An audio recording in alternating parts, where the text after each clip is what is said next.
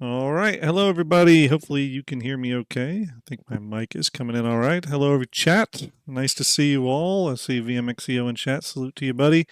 A whole bunch of other people piling in. Thanks for putting up with the delays today, everybody. I had to delay multiple times because of multiple issues.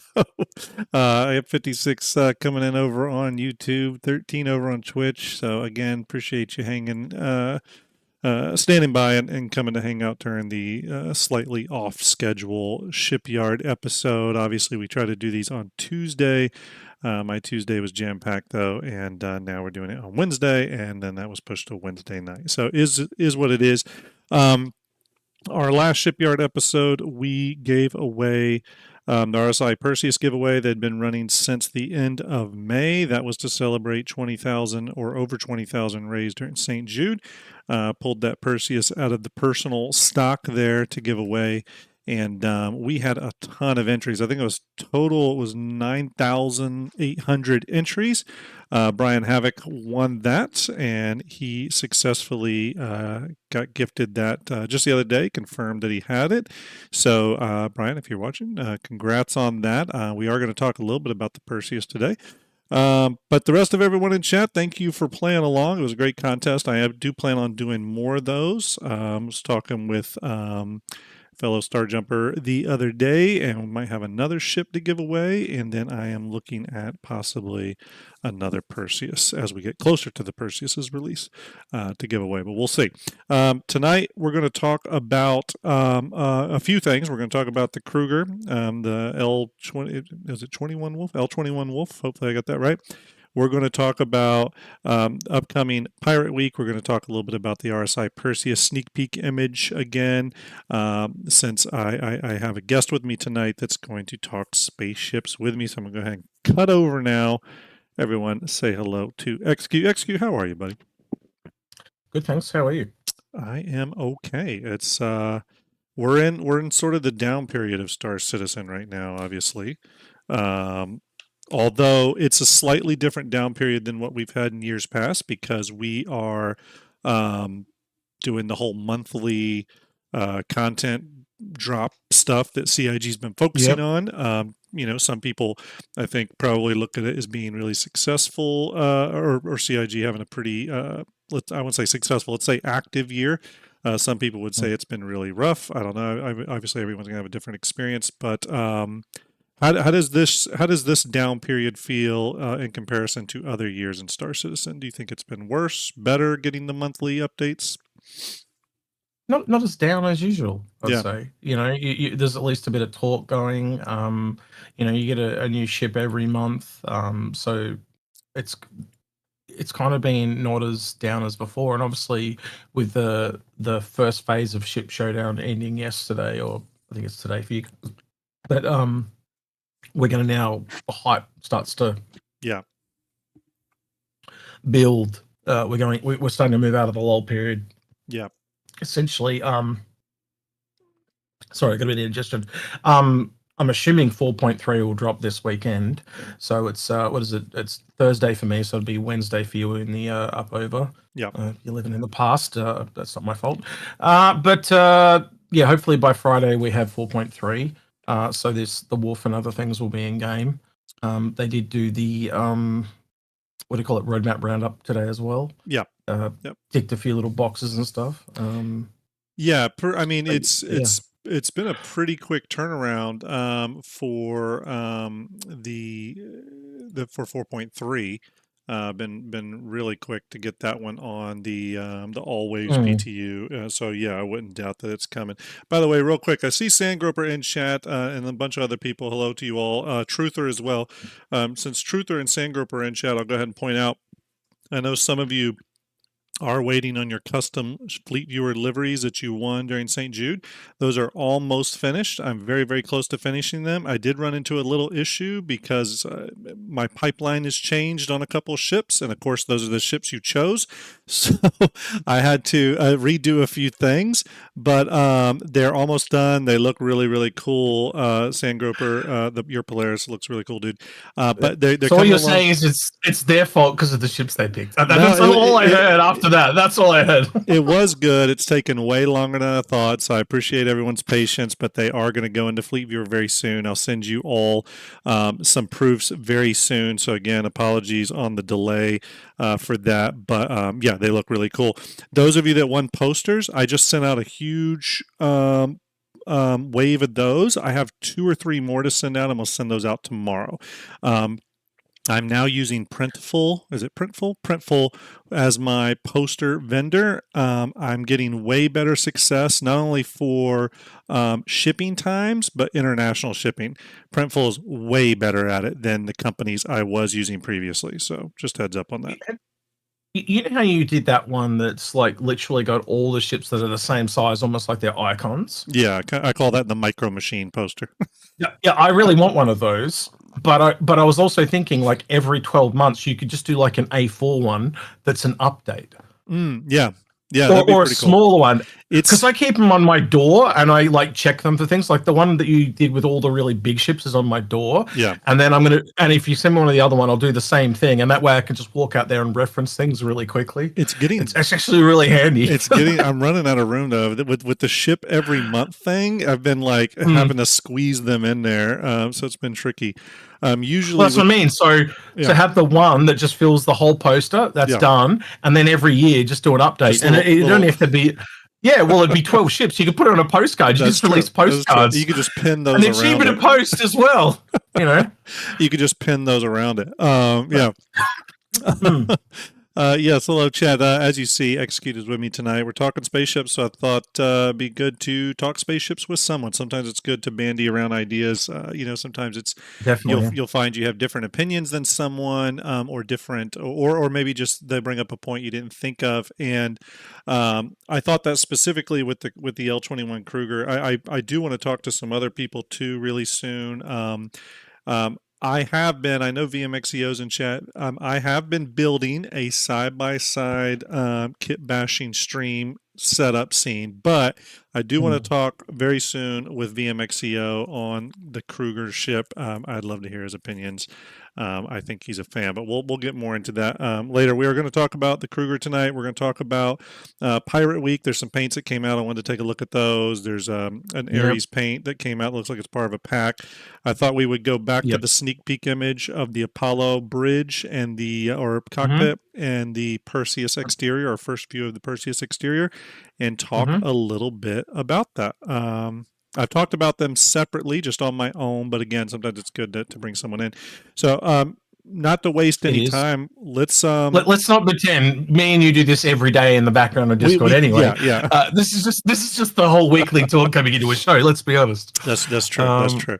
I'm going to go ahead and swing over here. I'm just going to leave it muted, but I'm going to hit play on the Kruger video. Let's talk about. I mean, I'm sure everyone here has watched the behind the ships episode on the Wolf. One thing I will say real quick before we go into the ship itself, I wanted to get your opinion on these behind the ships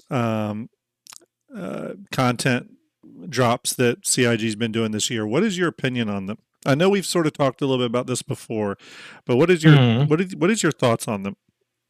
Well, this one specifically was interesting because they dropped it on a Monday. Very different than usual, I'm actually wondering if that was intentional or by mistake because they had like a double up and everything moved forward slightly. But I actually think they should do this going forward because essentially, if you don't realize what happened was they leaked before the leaks did. Because what usually happens is they release a patch and that patch comes out like around Monday, Tuesday for testing. And because the ship is in that patch, they go in and extract it out. But because they released this video on the Monday, then the leaks couldn't get in before they released the video. Yeah. That's how it should be going forward, in my personal opinion. I just want to ask you that real quick. Yeah, I agree with that. I mean, I thought it was super odd that they dropped it on Monday. That's why I was very unprepared for it. And I was almost like, damn it, because I knew my Tuesday was going to be slammed and I wouldn't be able to do a Shipyard episode. But yeah, I think they should do that. I mean, look, I'm all for them getting out more information, faster. Um, Mm, and but it is curious to me that this didn't come out later in the week, closer to when the ship would go on sale. But when new ships come, they'll have the behind the ships episode, but then obviously on ship release day, you sort of get the free video content in the form of all the creators and streamers out there spawning the mm, ship, flying it, going to the sale page, looking at all the details, analyzing it, and then obviously you'll get the ship trailer. mm, So you get sort of two bits of like advertising for the ship as the sales going live. So yeah, it was curious mm. they dropped it on a Monday. I was a little surprised at that. That's Um, for later. I cool. just set you something for Yeah, later. thanks. Appreciate that. I mean, Um, I still will say that I'm not a big fan of the behind the ships episodes from a standpoint of they're so short, and because they're so short, they have to be primarily like buy this ship focused instead of what they've done in the past where maybe we get some looks at some early concept development and how they got to that point of the final ship. You know what I mean? Um, it's do you almost think like it's we sort of the lose out on a lot of like the why this ship exists more than the hey, yeah? here's this new ship we make, it's really really cool, check out this video and buy it. I think it's a sweeping thing this year. You can kind of see it across the board. They are spending more time doing other things. Like we Yeah, haven't got the episodes yeah, across the board of shows this year that we normally get. I think they're working clearly on other things. yeah, Citizen Cons only going to be 2 hours this year. yep, it's a great Um, point. it's clearly heads down, bums up at CIG.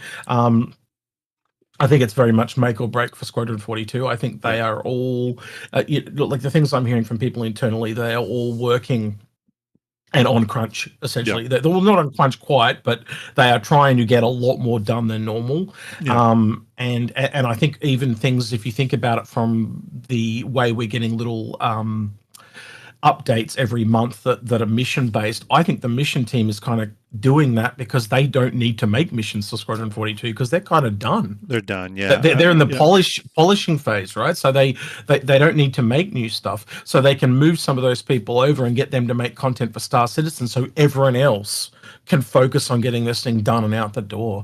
yeah, I, That I think is a real, like, it's really obvious to me from the lack of shit coming out, as yeah. in that's not from the mission team, like a 2 hour Citizen Con. That's, you wouldn't expect that. You'd almost expect more hype to push this thing out, but they're working, so they want to get it done.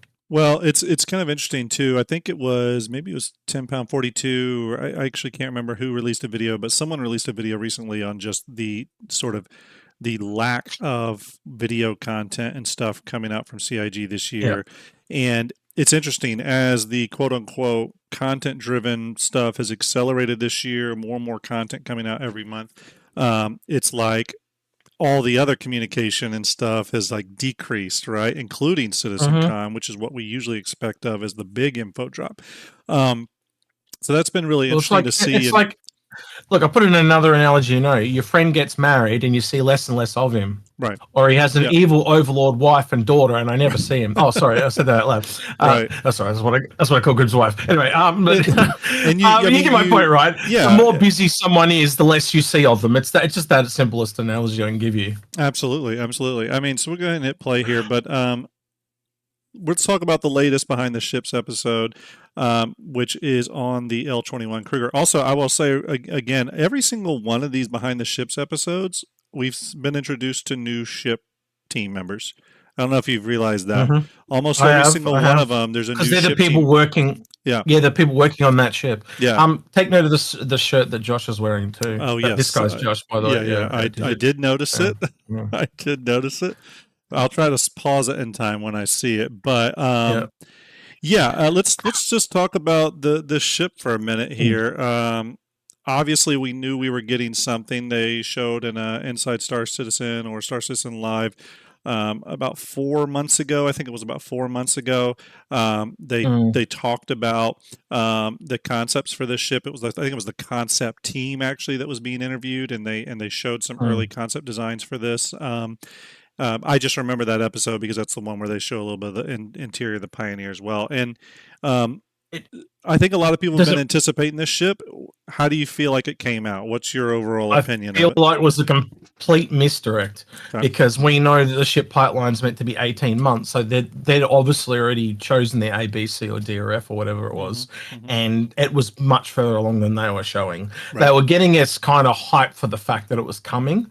Hmm. They would have actively been, think about it, it's only been, what, 3 or 4 months. They would have had the shape of this out. They would have had it roughly modeled. Oh yeah. They would have known there's no way that this is just like being done that quickly. It doesn't work that way. Especially, Um, especially with there not being a lot of Kruger stuff out there. For example, one of the sneak peeks they did was the mm, like the control, the bridge, like the bridge, the cockpit, and there was mm, a lot of new type geometry in there. And yep. if you remember back when the Santaki Eye was being developed, they spent. I remember this. They spend a lot of time on those cockpits and stuff. That's not something they just Mm, rush out.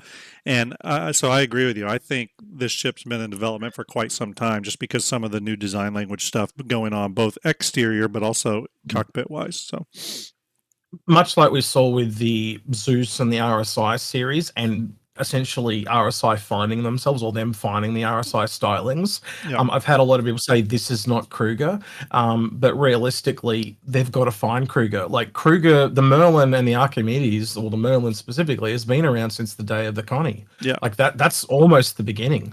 It came And slightly after the Connie did. Like that's I do see the Kruger DNA there. I mean, I think it's to me yeah, I do too. it's definitely there. It's a lot more refined. It's but they talk about it a little bit too in terms of the manufacturer trying to push themselves forward. It's not like, Mm, oh, we also make this. It's a deliberate attempt by the manufacturer to push forward their design, and they even reference that in this video. They talk about how.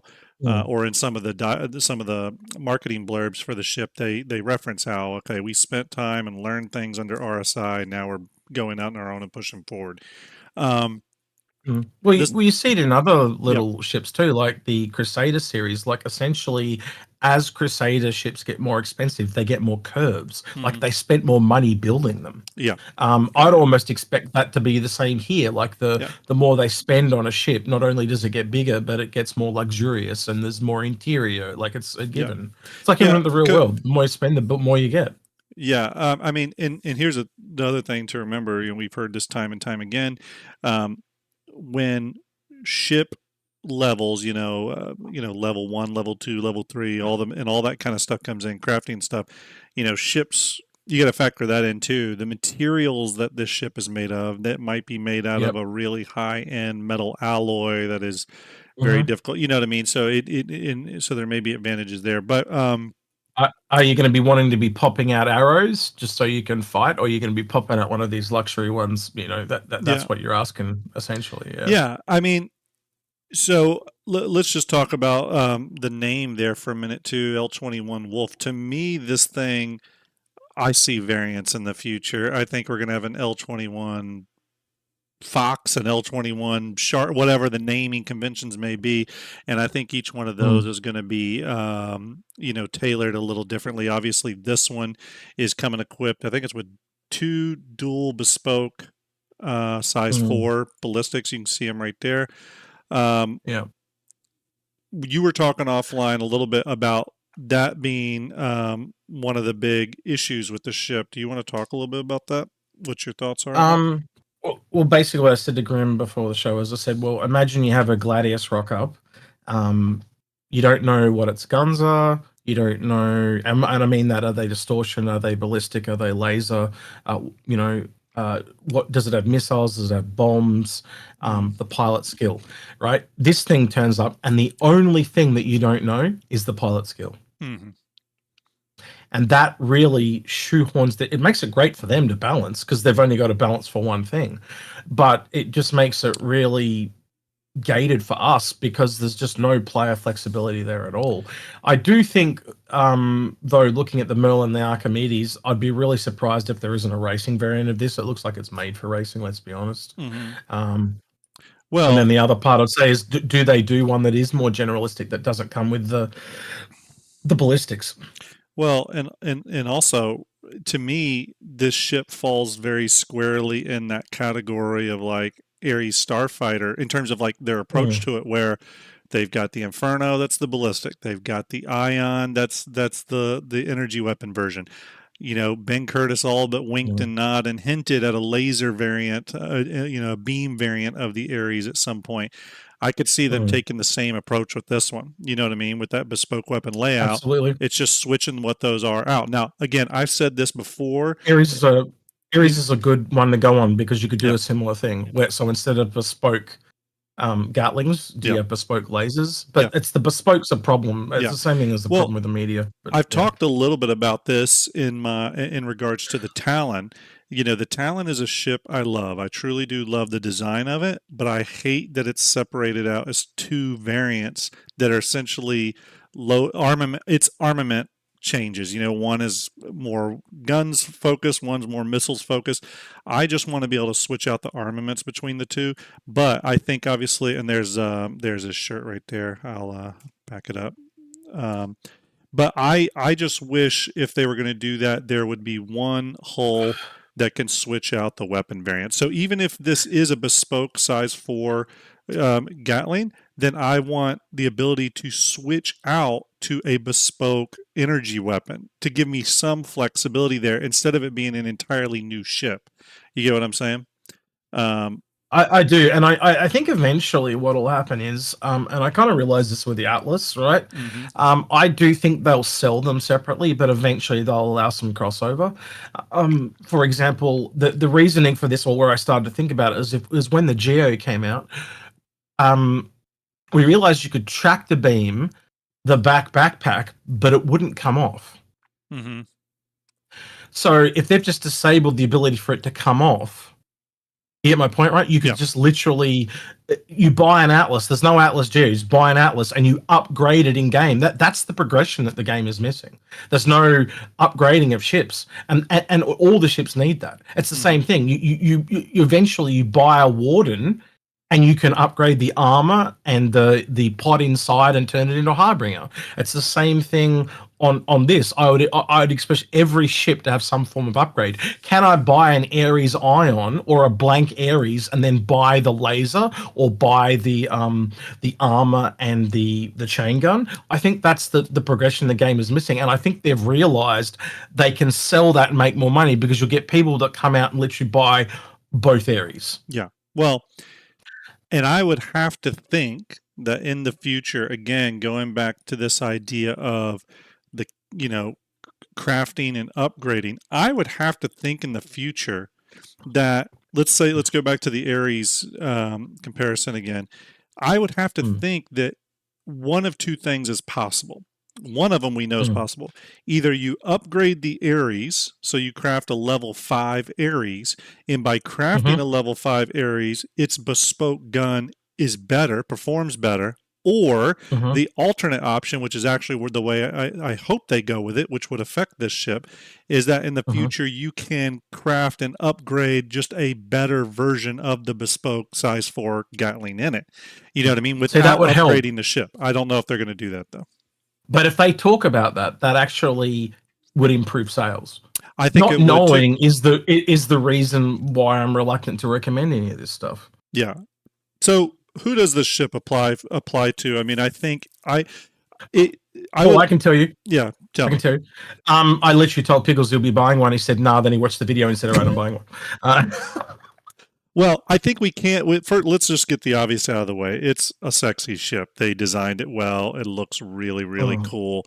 It's different. It doesn't feel like they like, you know, mm, took it. It's not the Meteor. It's not the Fortune. They didn't take an mm, existing thing and just tweak it a bit. mm. Obviously, from a manufacturer that doesn't really have a line of ships, but Well, it's he exciting did just to say see a new hull in general. I will say that.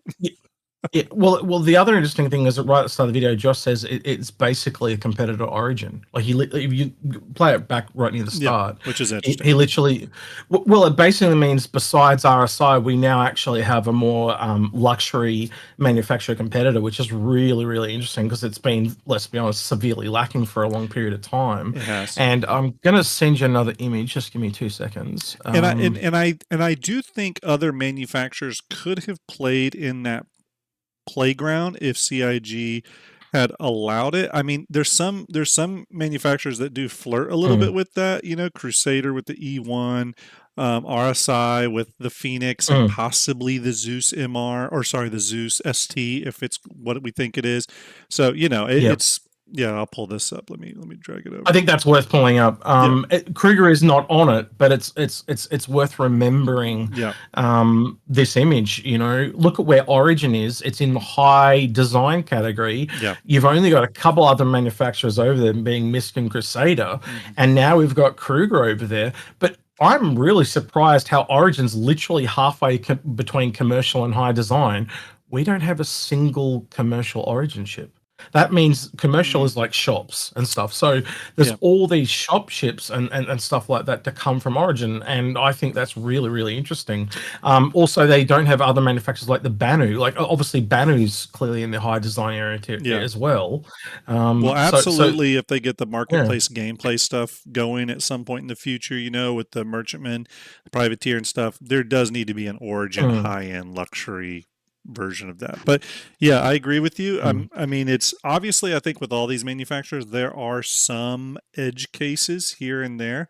absolutely. But, yeah, Miss, by for and large. example, Prospector and Fortune, and Hmm. they're both industrial, but that's all the way over near commercial. Yeah, So we also don't have, and there's quite a few manufacturers on here. Unfortunately, I'd love to see the one with all the manufacturers. Like, for example, we're missing Consolidated mm. Outland. You know what I mean? It'd be interesting to sort of see what that forward-looking vision for Consolidated is. They watch a lot of people's content. I'm surprised they haven't had the foresight to re-update this and Yeah, relist it. This is the type of shit that should be on the website. Ben, The- the- John, the- if you get this message, mm. send us this Please up. image. Yeah. No, no, no, no, no. Just this is what we. This is like when you do the silhouette video. This is the shit that we want to see in the slide before that. Oh yeah, that'd be cool. That'd be cool. Yeah, that'd be really cool. Yeah, yeah. Yeah. Um. So in terms of the ship itself, just my opinions on it, I think it's Mm, really cool. I love the look and feel of it. um, the whole light fighter side of it to me is like the lowest hanging fruit for CIG when it comes to mm-hmm. a new ship, just small combat ship. It's sort of easy to sort of parse that Yep. out for them. Baby um, steps. yeah, it's on the flip side to that though. It's not a ship that, to me, when I look at it, it's not a ship that's going to be able to be easily reconfigured to be like, oh, we're Mm-hmm. let's do our, a starter Kruger ship that can carry a little bit of cargo and stuff like. It's not that.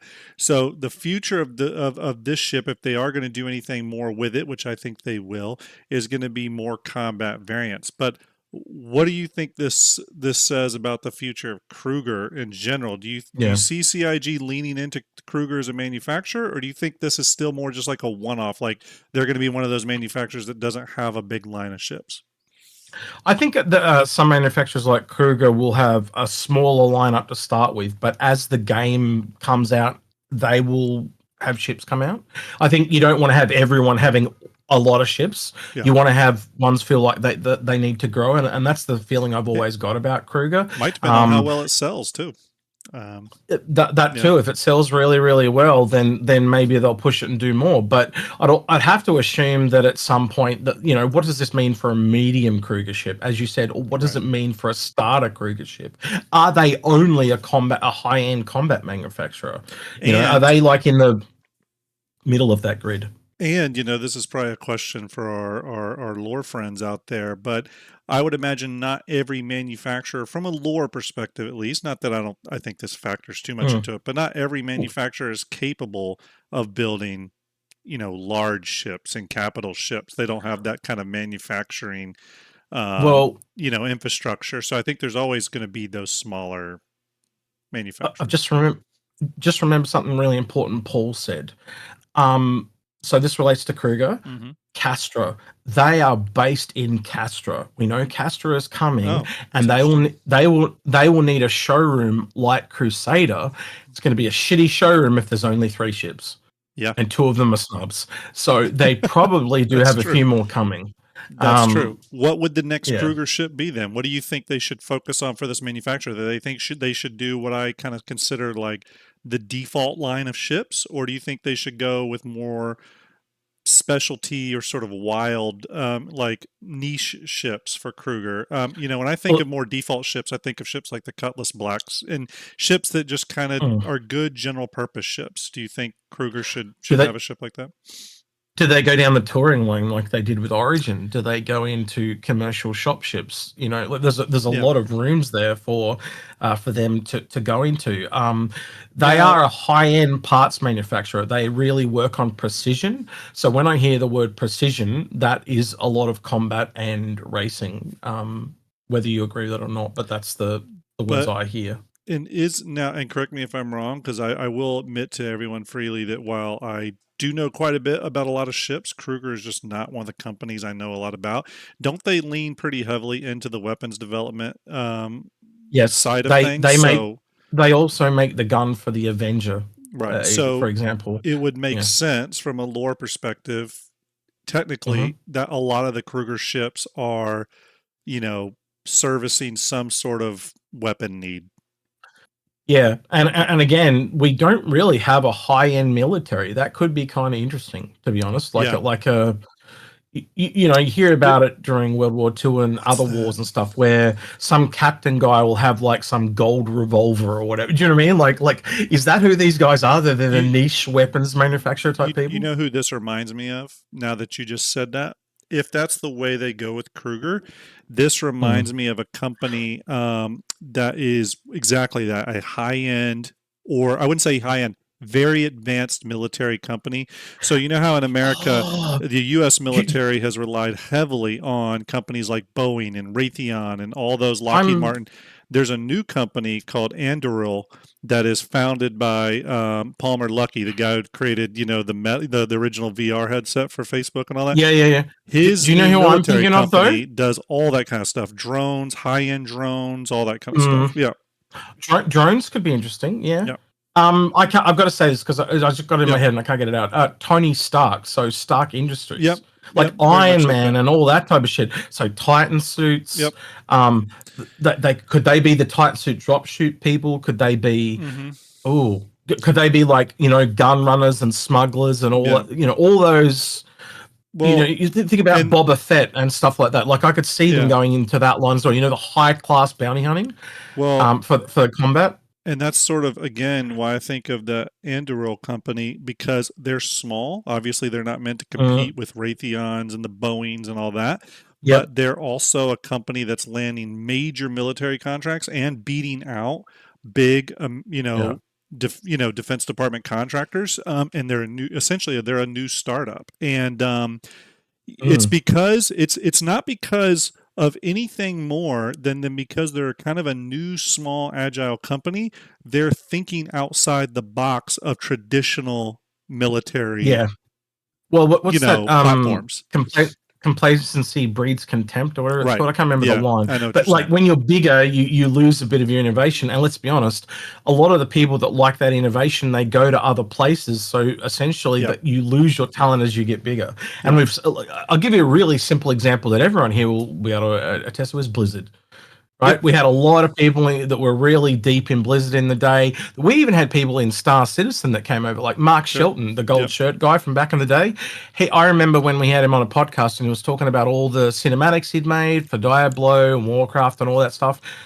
And here's this guy working on Star Citizen, and now he's moved on and he's back in Texas doing other stuff. yeah, But it's the same thing. yeah, The people that were at Blizzard anymore are not Blizzard. Blizzard is a name of a developer, but it's the people that make these games, and it'll be the same thing at CIG. Look, we've had Paul move on.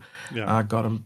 The ship guy Paul. I'm trying to remember his last Paul name. You had him Jones. on the guy with the Paul Yeah, Jones. We've had many people move on. The people that do the Banu ships and all that. yeah, You get my point. yeah. I mean, and look, it's yeah, and just to assuage any issues there in chat, obviously I'm not promoting any sort of company, real world company. We're sort of just using real world companies as examples Yeah. of where CIG could position this from a lore perspective. Obviously, that's something they care about. I mean, Yeah. if they lean into the weapons They side of things, though, I they would use real world references all the all time. the There's time. no Yeah. problem using. Yeah. There's I think like that's part of the appeal of Star yeah, Citizen, actually, that there is some it grounded is. basis for things, and things feel real. I mean, the whole ship showdown is sort of part and parcel of that sort of brand loyalty that CIG has been able to create Yeah. within their game. They've created brand loyalty within the game, which is kind of a Mm. wild concept. But Well, um, they even I remember when they did the Vulture, they actually they had all these reference pictures up on one side, and there was all these excavators and caterpillars. mhm, And when I say caterpillars, I mean the caterpillar excavators, not the caterpillar. yeah, But they had all those because they wanted to get those machine parts into the Vulture, yeah, and a lot of artists will do that. They'll go look what they're looking for to inspire them to make a part. I guarantee you, they were looking at motor cars and shit when they made this ship. yeah, They would have had the old Jaguars up, from the 1930s and stuff like that, trying to get those contours in. The fact that there's an engine completely out the arse of this ship, yeah. and then it's completely smooth on the front. I wonder where I've seen that before. Like, there's so many cars that do that. Like, the timepiece on the clock, that the way the whole handle works, it almost looks like like it's out of an old school car. Like, they're inspired by everything. It's real world Yeah, as hell. Yeah. 100%. And there's a lot of there's a lot of stuff in there, you know what I mean? From for example, I mean, obviously they took inspiration, I'm sure, from Star Wars. They took inspiration from a lot the P-51 Mustang, that's very clear, but they also took Mm. inspiration from old concept artists like Sid Mead and stuff like that. There's a lot of Yeah. stuff pulled into this ship, and I'm excited to see where they go with it. I do like the ship. I have an interest in getting one, but to me, it's gonna come because it's a light fighter, which I try not to buy those anymore. To Mm. me, it would definitely be a credit purchase, not a real money purchase. Just because I have really Yeah. adopted what y'all have said on Info Runners many times, which is to earn down, and the light fighters I really Mm. just don't purchase anymore. But I would get it with credit to try it out. To me, again, it's going Yeah. to come down to the price. Where do we think this is going to sit? It's a difficult one because it's a high end now. So I'm Yeah, treating it like pricing it like an origin ship. So I yeah, also look at the other light fighters. Essentially, I've been told in the last couple of days, though I haven't got in game to look at this, but apparently the Buccaneer is now classed as a medium fighter. So previously really. it was $75 on the Arrow to 110 with the Buccaneer, but I'm going to still use 110 on the Buccaneer because that's basically where they used to be. Hmm. But I would expect this to be more on the high end because of the luxuriness. I'd also look at the fact of the Gladius, the 300 series, the Origin and stuff like that. I think a fair price for this because of the bespoke guns would be 90, Hmm. but also then I think about what they did with the Meteor, so I jump it up by $10. So I'm thinking it's around 100. Yeah, I mean, in chat we get a range of all the way from 80 to 135. I think Mm. I'm tracking with you though. I'm gonna say 110. I'm Mm. gonna say 110. Well, that's on par with the Buccaneer. So Yeah, look, again, I think we'll all agree, though, based on our knowledge of light fighters, 75 to 110. Like yeah. there's no we're arguing over like 30, $40 here, but yeah, you get my But it point. wouldn't shock me if this is 90. It would not shock me. Like if it comes out at No. 90, that's not gonna I'm not gonna be like, what? That actually would be totally in line. And obviously, I hope it's Yeah. more something like that. Here's some Yeah. video, by the way, and I'm just gonna say, Yeah. whoever uploads these early videos, please, for the love of God, encode your video. If you're going to go through the trouble of leaking the stuff out early, please do it in freaking at least 1080p or at least 1080. Why? Hayden's never been very good at the video production stuff, mate. He's the main one that does all these. okay. So basically, he we need to gets a build of the game, he rebuilds it, and then runs it locally, and that's how he's able to access the ships. Oh, okay. Gotcha. Yeah. I thought it was coming from disparate sources. Gotcha. Okay. Mm. This one I think is 1080. The other one I have is from 720. Oh, the volume's too loud. Sorry. One big thing I did notice about the ship, you'll notice the cockpit is dead in the middle of the ship. Yeah. I was hoping it was going to be a lot more at the rear like it is on the Merlin, but it will make it a different flight experience from other ships in the game, because every other ship is dead, like fighter I'm talking about here, is dead at the front. Yeah. I've been wanting one that sits further back like a real X-Wing or Naboo fighter, and I'm interested for the flight experience. And I think that's the main interest for me, is just to see does it make, and again, it's in a fighter, it's not going to be that, how do I explain this? Have you've flown a Caterpillar, yeah? Yeah.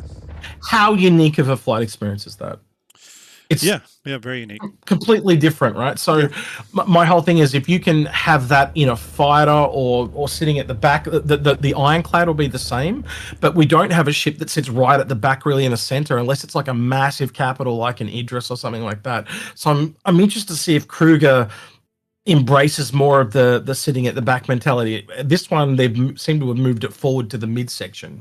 So I like the idea of sitting way at the back, almost like a pod racer. I thought that was interesting. Yeah, pretty cool.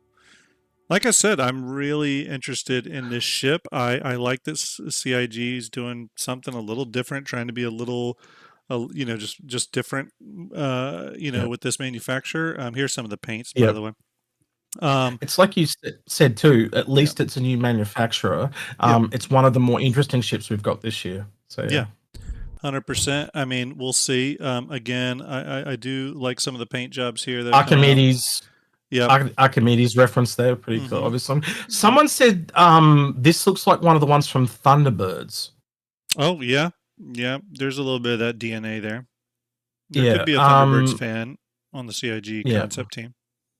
Yeah. Now there's one that was black and gold, but in these images, that one's just vomit. Yeah, I have no idea. I don't get the reference to that one at all. That one's very kind of Origin looking, almost. Looks pretty cool though. A little bit Archimedes as well.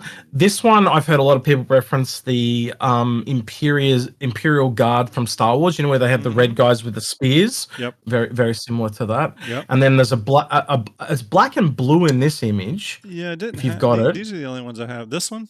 This is the only one. Yeah, that one. Yeah. But in the actual, if you look at it from above, if you go back to the one that had all 6, it's actually got gold on it, not blue. So it looks concierge. It's one on the top left there. Oh yeah. So I almost assume that that's going to be the concierge one.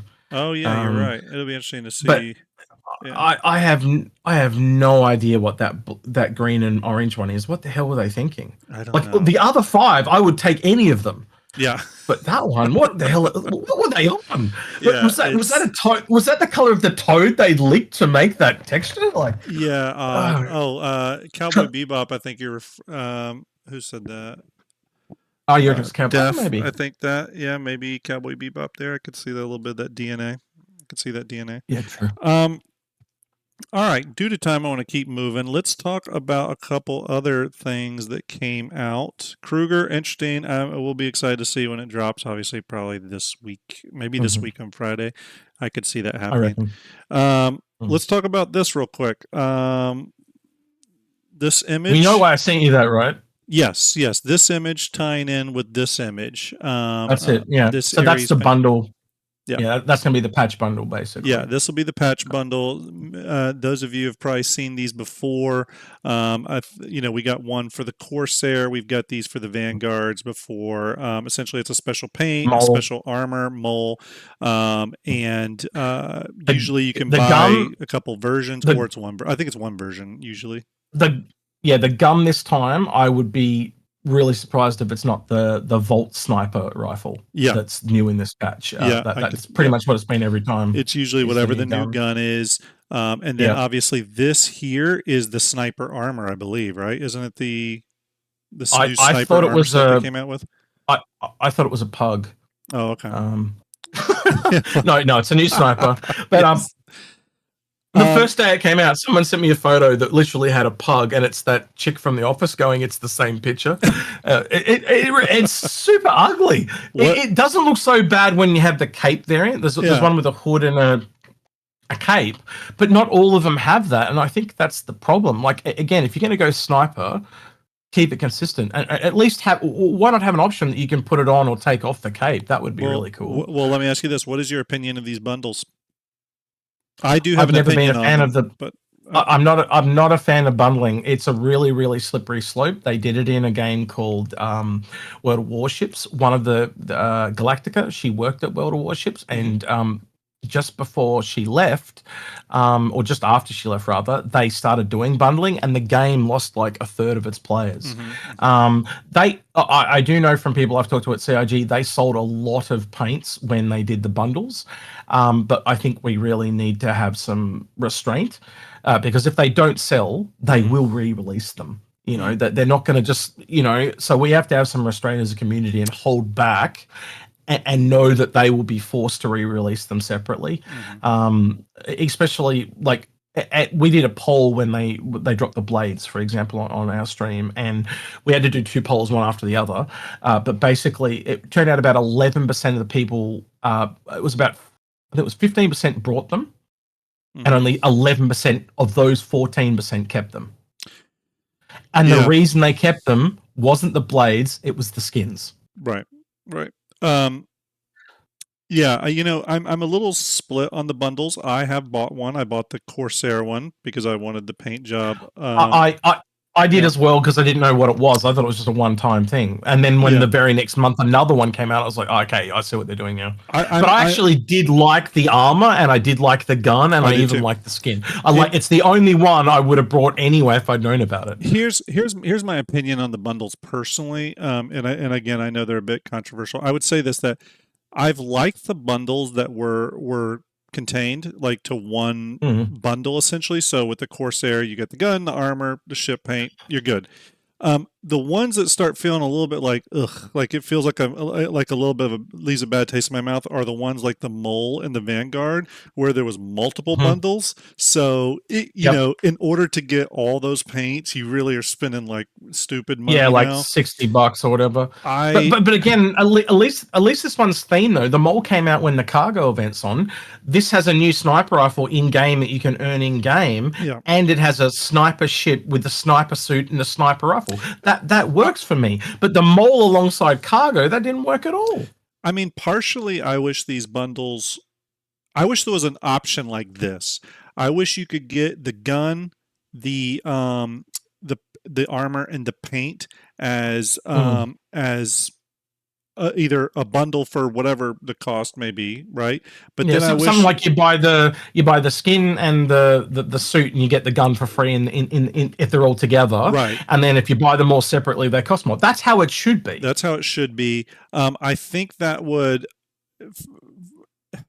It would. I think partially, I think a little bit of the issue that people have with the bundles is the inclusion of the gun, because they look at it as like, oh, okay, well, now it's not just a cosmetic thing. There's something in this that's actually going to affect things. But technically, the armor falls in that category too, eventually. You know what I mean? Because the armor is going to have effects like that too. And truly, the only one that is truly cosmetic is the paint on the ship, because it doesn't affect the ship performance. While again, because remember, this isn't a skin applied to an armor. This is an armor with a skin on it. You know what I mean? So exactly. So you are getting something paid to win. So I'm a little bit split on it personally. I have bought one, so I guess I can't sit up here and wave the flag of doom. I would agree with you though. I think CAG needs to be strategic with them. I do think personally that what's funny to me is all these paints that CIG's been selling over the years, these skins for ships, the ones that have problems with that are just solid colors or 2 colors, and I'm like, okay, we should be able to make those ourselves. These are the paints I'm actually more okay with them selling, or paints, for example, like we just had the in-game event where you could earn the Hurston paints, and that's all great. But partially, Mm. like I'm shocked that before the event we just had, like that you couldn't buy like the Hurston bundle that had a Mm. Hurston paint for several different ships or something, Yep, or absolutely. Microtech or whatever. I mean, and there's an argument to say, well, they should be earnable in game. Well, you could say that about everything. I Yep. guess it all should be earning game. Like I totally agree with that. But we're Well, not again, going to get away from again, the microtransaction thing. That's going to be here could regardless. if you're the original concept back in the day was if you were time poor, you could buy things with real money or earn them in game. Right. So again, there's all these people sitting there grinding those raft things out to earn the raft, or would it have been easier to also sell them so people could just buy them? Right.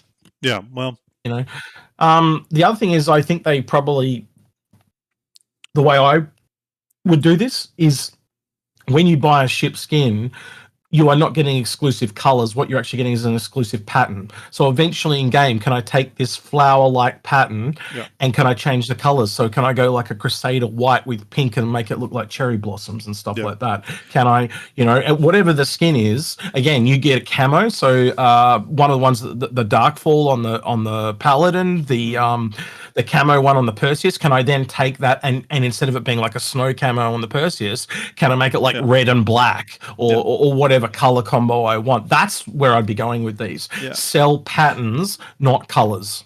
Yes, and to speak on that, and you can correct me if I'm wrong, chat, correct me if I'm wrong too. I was under this impression, so I may be mistaken, but I'm under the impression that everything that is sold on the store for real money will eventually be in the game to earn somehow, whether it's through earning the blueprint or grinding for it or whatever. That's been what they've said the entire time, correct? I assume that applies to things like paints and armors and everything else.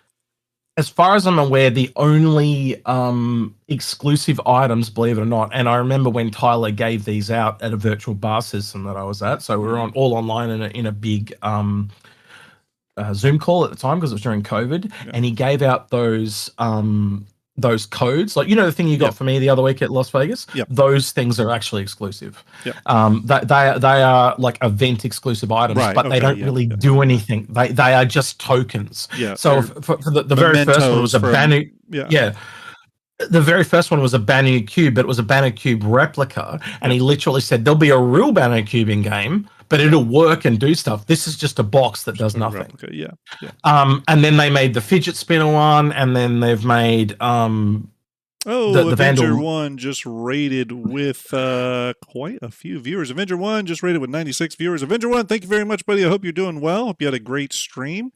Hope you had a good time. We're talking. His title was G-locking Redditors, I think his title was. When I saw it.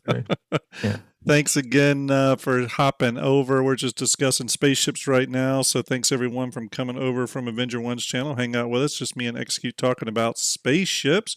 If you don't know who I am StarJump Grim. If you've ever used StarJumpFleetViewer.com, I am one of the makers of that, along with Starlet and VMXEO, also in chat.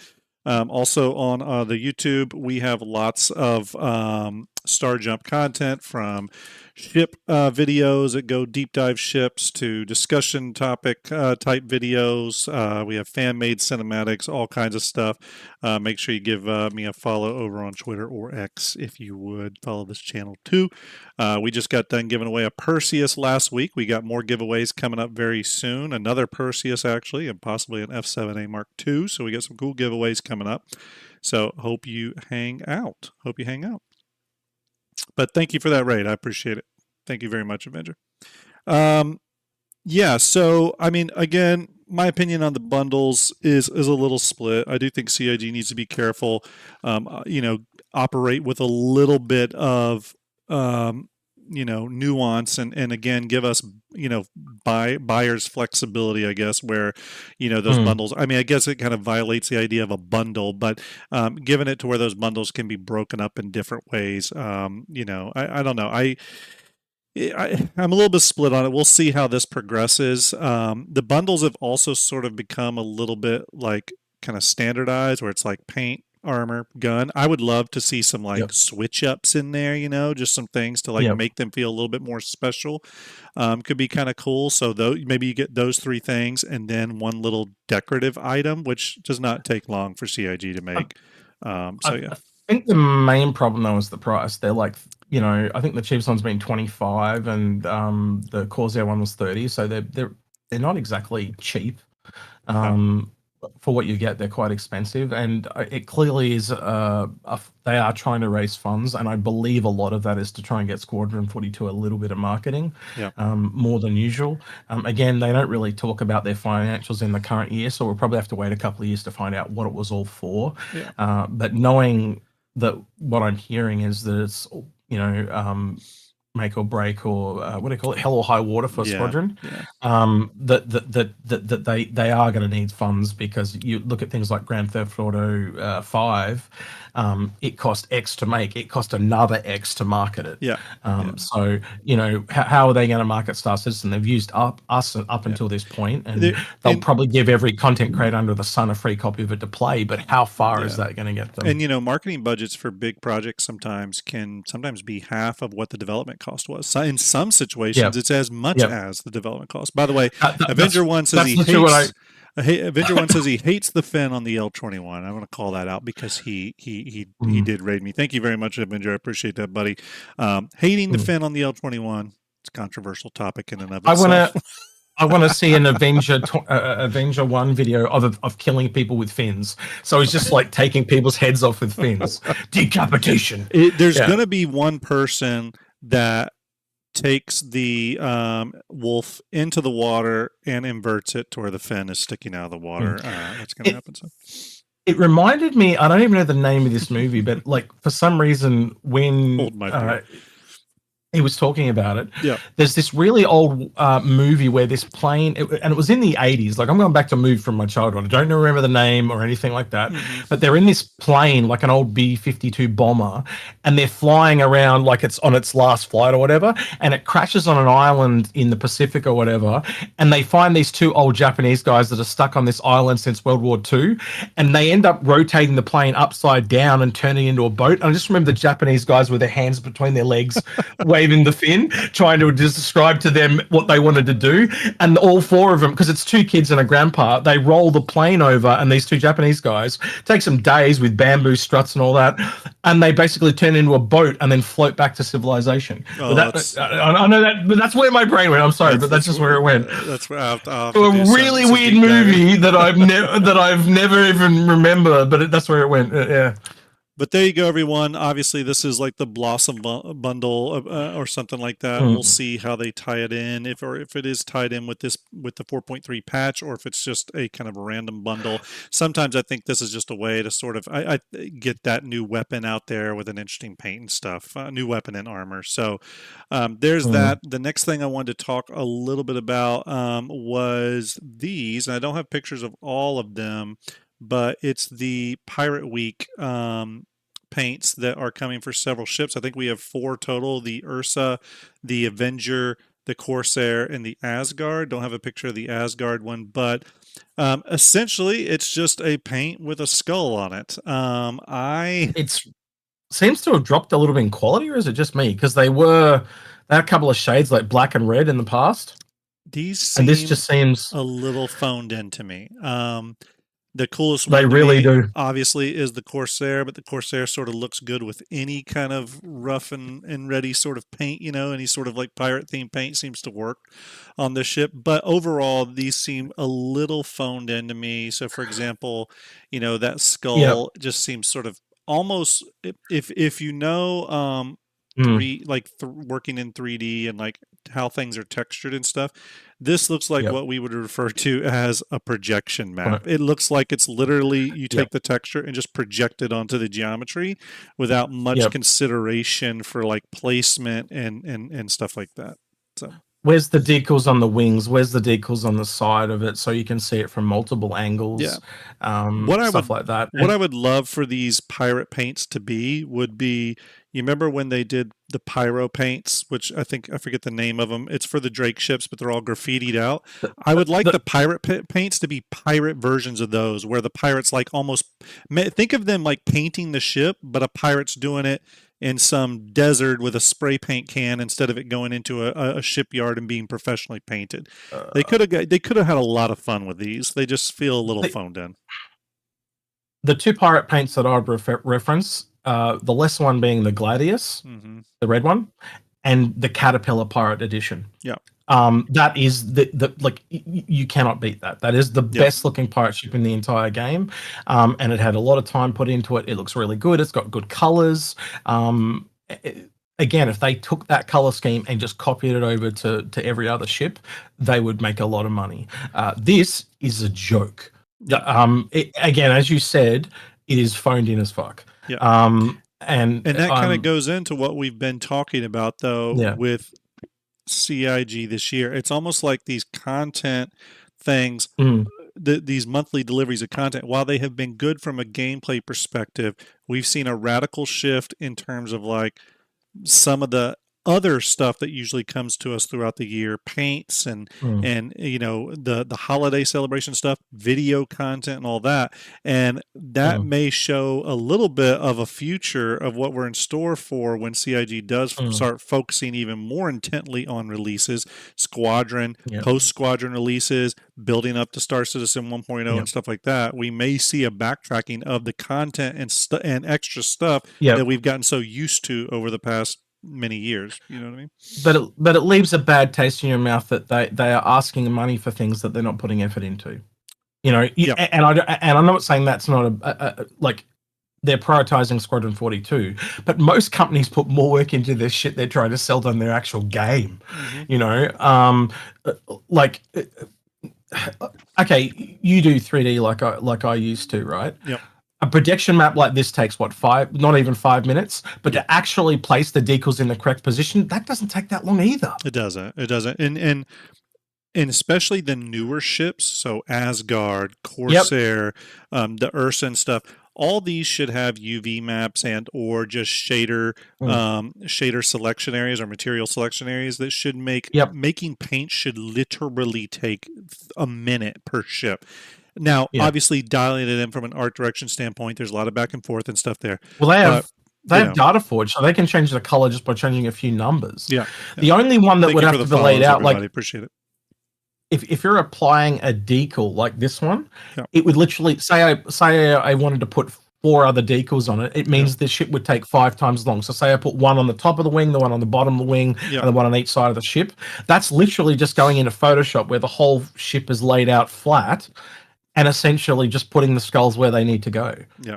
And the most of that is just flipping backwards and forwards between the model to make sure it's positioned correctly. Yeah. And then saving it in Photoshop so it pops up in the 3D model editor and I can see it. And again, if it took me 5 minutes to do one, that means it took me half an hour to do the whole, not even the whole thing. Yeah. And again, that would mean 1 day to get, not even a day to do all of them. Yeah. What did they do? 5 skins? That's 2.5 hours. Yeah. This you know, that is really the type of stuff that your interns and or entry level people could be doing with little to no downtime. You set aside 1 day or even a half a day a month, and they could make all the paints for a year. Now, again, I am oversimplifying to some degree because obviously art directors and other art leads are going to like, you know, go back, say no, not that color, and get things, you know, and have some notes and feedback for you. But it really is not a big deal. So when I saw these, my initial reaction was a little bit of disappointment. Now I will caveat that and say, assuming we're seeing these correctly, because obviously these are leaked in the final version. You know, maybe the final version has some differences, but you know, when you look at that downburst paint that was on the Corsair in that bundle, that paint is so well done. And this just looks so phoned in compared to that. Now, I forget, how do you earn the pirate paints again? Are they sold or do you buy them? You buy them. Yeah. The difference here though is it reminds me, you know, if you ever worked with a programmer and they technically, like, they read the spec of what they got to do and they just go straight there. They don't ever think about functionality or how a human has to use it. It works, but it's really awkward and hard to do. And then in the next versions after that, they ameliorate. This feels like someone said, put a skull on a ship, so they just chucked a skull on a ship. They didn't think about placement or anything like that. And you go look at the Avenger one. I know you've got that in the background. Toss that over, because that's even worse. Yeah. Right? We're trying to show the best. What? Yeah. What?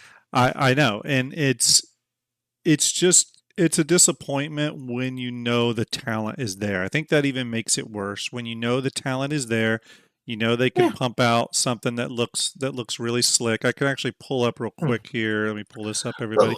Here's you can see the Asgard one here. Yep. But again, why wouldn't you make that skull so it's just two, one on each wing, you know? Yeah. It doesn't have to be this one big giant skull. And again, some ship, they all seem to just have it on the top at the back or whatever. Yeah. Why isn't it in different positions for different ships? And again, why are they all just black? Again, look at your other pirate skin in the Caterpillar and match it, because that, you know, the little kill strokes that thing's got, and the count kills and all that. And it's not just black, it's got like this really dark green and some red and like it's oh, man. Again, anyone that's seen the pirate edition will know what I'm talking about, and it's just this is sad. And here's the thing, they don't need to reinvent the wheel with this stuff. They really could just sink some time into creating a really cool pirate themed paint scheme, and then every year they apply it to just even 2 ships. Get this same paint scheme, but it's very detailed and it's done individually for each ship. You know what I mean? Like, for example, maybe that paint scheme is something like, maybe it is black and white and it's got the skull and crossbones, but a lot more care is taken into it. And then every year they do 2 new ships that have that paint. You know what I mean? And then over the years you're collecting them. You know? Yeah, well, with DataForge and the way they use it, the main thing that takes them the time to do stuff is patterns, because they have to build out a pattern, and they have just different segments, and then they can change those segments to any colors they want, right? So again, if you are fully lazy, you could just select a previous pattern you've used, but then make the colors to the Pirate Edition. Right. And then the only bit of work after that is the decals. And again, once you have those colors from the Pirate Edition, it's just the segments of the patterns. I mean, it's to the point where with the skulls sort of so haphazardly placed, I almost wish the pirate paints were literally just all black with little details of white on them, and that would have been better than this, you know. I guarantee if they were just all black, they would sell better. Oh yeah, I agree. And again, the consistency weird, all the skulls facing this way, but then on the Avenger face, it just seems a little sort of haphazardly done, and it's frustrating when you know CIG has the talent. And go back and look at the other ones, and I guarantee you from last year they were exactly the same. I have not seen a good one. The only other pirate one that was good was the one that they brought out for the Jolly Roger pack that they promised for the Cutlass back when it was in LTI, way back on Kickstarter, and then they sold it for $5 the same year. And that's the only other one. And even that's not even like amazing. They just took the care in placing the skull and crossbones a little better, in my opinion. And that's and honestly, that's all these need to be. They just need to have a little bit more care. The skull's way too big, by the way. It like, just from a art and design standpoint, it looks projected onto these ships, and it's bizarre. It's kind of bizarre to me. Yeah, it's very cheap. It's very nasty. It's not even stylized. Yeah. Now I want to let's move into the next thing here for the sake of time, because I want to talk a good bit with you about this. I want to talk about our first real visual of the Lot Zero Perseus exterior. There's one. Oh, they got the interior airlock as well. I can probably send you that. Yeah, if you want to send that to me. I'm just gonna pull up. Because me and Algrid, I'm just gonna let the cat out of the bag. Me and Algrid have already done an episode on this. It'll be coming out next week. This one's a little bit more clear. Okay. Algrid was tired as hell, so it's gonna come off a bit shitty. I cannot find it. Hang on. I'm gonna have to go searching. And just so everyone knows, if you're curious about the by the way, thank you everyone for the follows. I really appreciate that. Those of you coming over from Avengers channel as well, thank you for those follows. Greatly appreciate it. Valisoft, thank you for resubscribing with Prime. Appreciate that as well. One thing I'll explain real quick about the Lot Zero stuff, everyone. If you remember back when the Polaris was shown at Invictus on the show floor, if you remember that, but it had no interior. That was like a Lot Zero ship. As you all know, the Polaris we eventually got in game was more detailed and had more interesting color and contrast differentiation across the entire ship. That's what you're seeing here. We're seeing the Lot Zero version. So when we get the final ship, there's probably going to be some color differentiation across this to help just make it a little bit more clear and a little bit more interesting looking. It just kind of looks all samey right now. But okay, I got that that image. No I thought worries. they said this was the Apollo. Am I wrong? No, No? I Okay. can prove I can prove it's the Okay. airlock. Well, let's look at the On the airlock real quick. Perseus. Okay. But that's the Perseus airlock, and Yeah. if I'd have to go find the other image. But this, again, we've got this coming in upcoding Yeah. video on our stuff. Cool.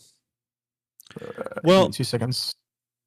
well, let's sort of dive in. And obviously, we have not seen the. This is our first, visual of the exterior. There are a lot of changes from its concept model. Believe it or not, the concept model was. The concept model, for those that don't know, again, this ship designed by Gavin Rothery. The exterior concept model was a 3D mesh, but a lot of its texture work had been painted over or just placed over in Photoshop. You can very easily see that too if you zoom in on some of the imagery, because some of the imagery actually you can see textures stretching and stuff to show that it was kind of just placed on. A lot of exterior changes, though, across the ship here. Still very much looking like all the basic shapes and stuff are in there, but a lot of really fine detail changes to the ship. Yeah. Everything from escape hatches, which you can see right here, some additional ones throughout the ship. Obviously, there's an airlock up here on the actual bridge deck. And then what looked to be windows, which was kind of surprising. Does that say airlock, does it? Wow. They moved Yeah, the airlock? actually, let me go to this Really? image, which doesn't have. Yeah, so this says airlock right here.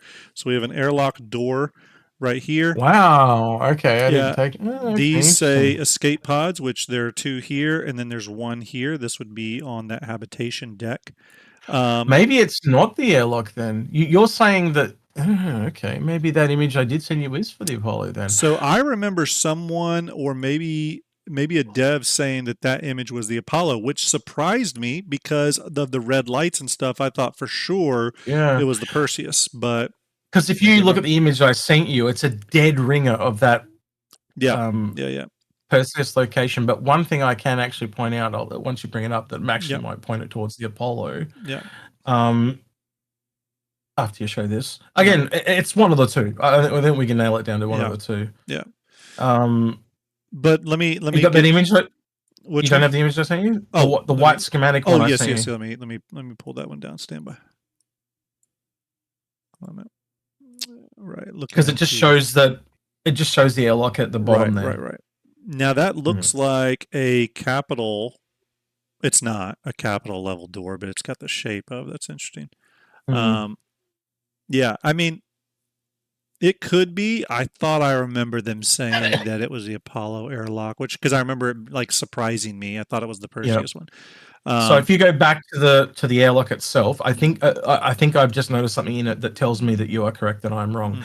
On the left-hand side, notice the blue stripe. Yep, and that kind of matches up with this image, which is the blue within the Apollo. Yep. And not that this won't be in the Perseus, but just the little sections here that are all decaled out. You can kind of see that, which here is the kind of Zeus mantis. Yeah, you can see the blue right here too on these little arrows. Yeah. So it could be. Yeah, could be. But going back, let's talk about the Perseus here. What was your initial impression here of the exterior work? I mean, I think right off the bat, it's a slightly simpler exterior mesh as compared to the Polaris. And I did hear some rumors, I don't know how substantiated they are. I did hear some rumors that there might be an exterior pass done on the Polaris to simplify the visual chaos that we're seeing, essentially. It's almost It as is. if it's too busy and they want to bring that Yeah, down a little bit. I don't know how substantiated that is, but when I look it at does look this, a bit that's, busy, doesn't it? yeah, Yeah. but when I look at this to me looks like if you took the Polaris but simplified it a little bit, but Mhm. still, you know, If you look at other ships that we've seen in movies and stuff like that, and I'll give you a really simple example. If you take the Star Destroyers from Star Wars, right? You have these simple flat areas on the top, but then in the little wedges between the layers, they're like hyper freaking detailed, yeah, right? So it's the same thing I have with this ship. I would have made this front section because if you look at the original Perseus, you know where it's flying along in the concepts, mm-hmm, this top section or the bridge area is very, it's usually, you can even see in this image, it's kind of black yeah, where the rest down the bottom is gray, right? Now yeah, my biggest problem when I saw this was it doesn't look armored anymore on the armored section. right, So I would have it so it's hyper detailed up the top, but then these massive armored plates that are more simplistic and, you know, plated down the bottom. yeah. Yeah, you can kind of um see just with this image here.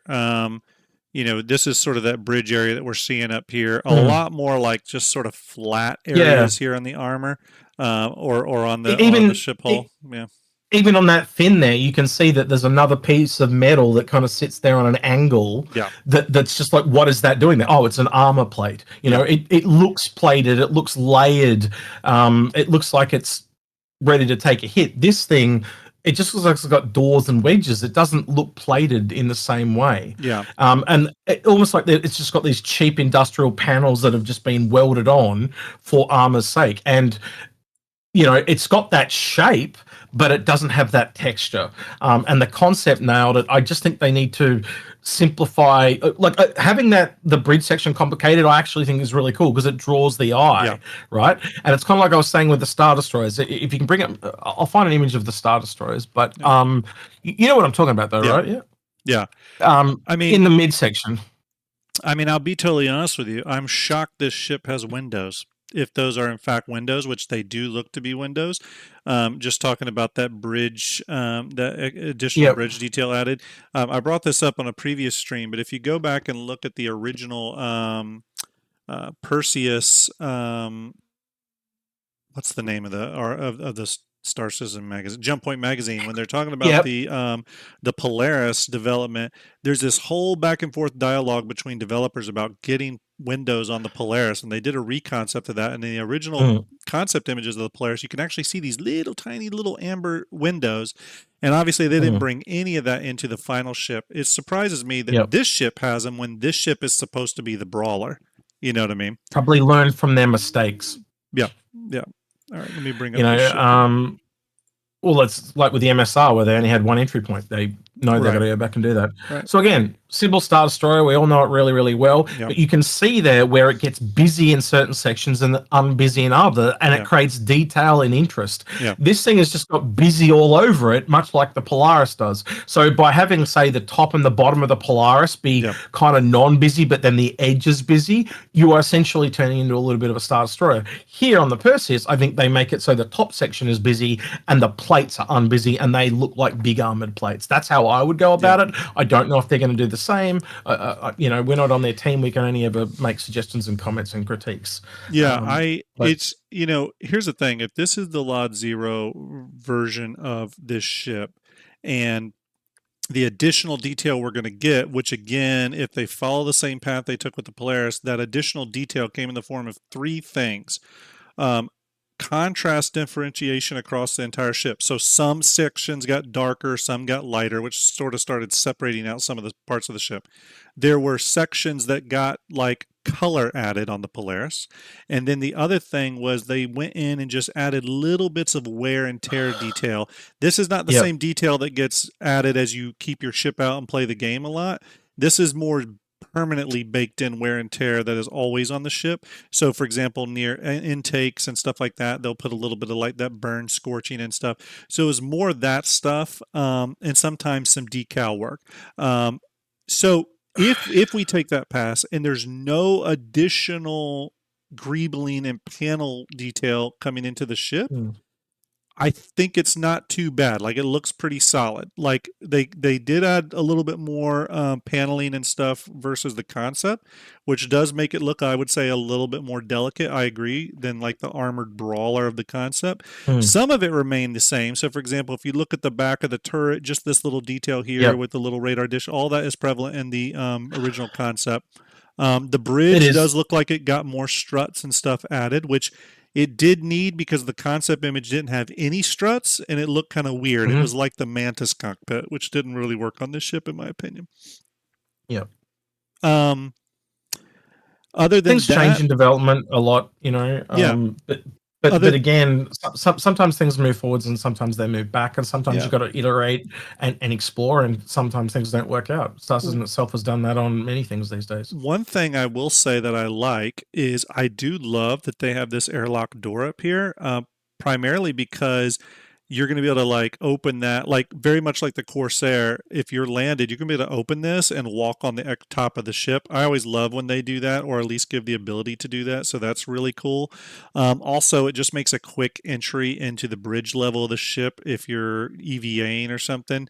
On these big ships, I think that's kind of nice so that you don't have to come in and Mm. traverse, miles of hallways. Obviously, it I sent you another it's a image. consideration for when we eventually get the ability to board ships in flight. Yeah, let me So, pull this image over. so I'd like to ask you in chat: would you rather that airlock or this airlock? And I thought this airlock was kind of interesting because it was going to extend out. It was the first ship that actually had like an extending out to meet the dock. And maybe that's why they got rid of it, because they had to actually put work in for it to extend out. Right. That doesn't need to do that. It Right. just is. Mm-hmm. So I think they've done that to simplify it. Mm-hmm. Yeah, that's possible. That is possible. Yeah. I do hope we get a paint for this ship that is more that kind of bluish gray look, by the way. But no, I think they're making good progress. I think I'm still, if they've hit Lot Zero now, that only really applies to the exterior. We don't know what level the interior of this ship is. How do you feel we are tracking for an IAE release of this ship? Yeah, we're good. We're good. You think Lot we're good? Zero, final art. Yeah, I think we're good. But again, we're talking about last month's monthly report, right? So true. it's it's still like 5 months away if you do the math. Like we're fine. I think they're going to get there easily. There's part of me, I mean, I could be totally freaking wrong. I've actually been wrong a lot on where CIG is at with certain ships lately. But there's part of me that still wonders if they were like hoping they were going to have the exterior of this ready for IAE, or sorry, not IAE, but Invictus, and it just didn't line up. And my thinking there was that they were rushing on the exterior, and then that would inherently mean that the interior was behind. That's the same approach they took on the Polaris, and we did see real-world issues come from that, where the interior of the Polaris does have some detail issues. Now, CIG said they're going to go back and address that. It wouldn't shock me, by the way, if they address the Polaris interior decal work and stuff when this is happening. But regardless, I probably have like 3% concern that the ship is maybe slightly behind where it's supposed to be, but I agree. The fact that they're at Lot Zero and probably pushing very hard on this ship, I feel good about an IAE release. I have zero confidence it's going to fail for two reasons: the Polaris, which was much bigger, and two, money. Money is a massive motivator. Yeah. They have to have this ready for IAE to sell it, and it will sell like hotcakes. I have no doubt. Even just the way it's looking now, I can. Anyone can chat disagree with me. Yeah. It's going to be a big seller. It's going to be a big seller. I think, I bring it up every single time, but if you go into the funding tracker, so type in Star Citizen funding tracker and go, you can literally see there's a giant peak when the Perseus, where they sold. This thing is going to sell like hotcakes. I don't know about you, but I'm feeling extremely confident that we're going to get at least one kit for this thing. Now remember, this has bespoke weapons on it as well. Those have been pushed up now. I think they're dual size 8 Medusa cannons. Yeah. I can see a kit for this coming. It's an expensive ship. Look, I've thought a lot about what you said about kits, right? I Yeah. actually have thought about it, and why I think they're a brilliant idea. Mm-hmm. I don't think we're going to get them yet. And the reason for that is very simple. We have a test case, the Polaris. Mm-hmm. Mm-hmm. Where's the kit for that? Where's the kit for the Hammerhead? Let me go on that one for a minute. So please. While the Polaris doesn't have a kit, I agree with you. I think what they did try to do, though, the Polaris, believe it or not, from a weapon standpoint, is pretty single-minded. Yeah, it does have its turrets on it, but as John Cruz stated in the actual Perseus video, in the Perseus announcement video, he says the Polaris is a torpedo boat. He literally calls it that. So let's just go with that for a minute.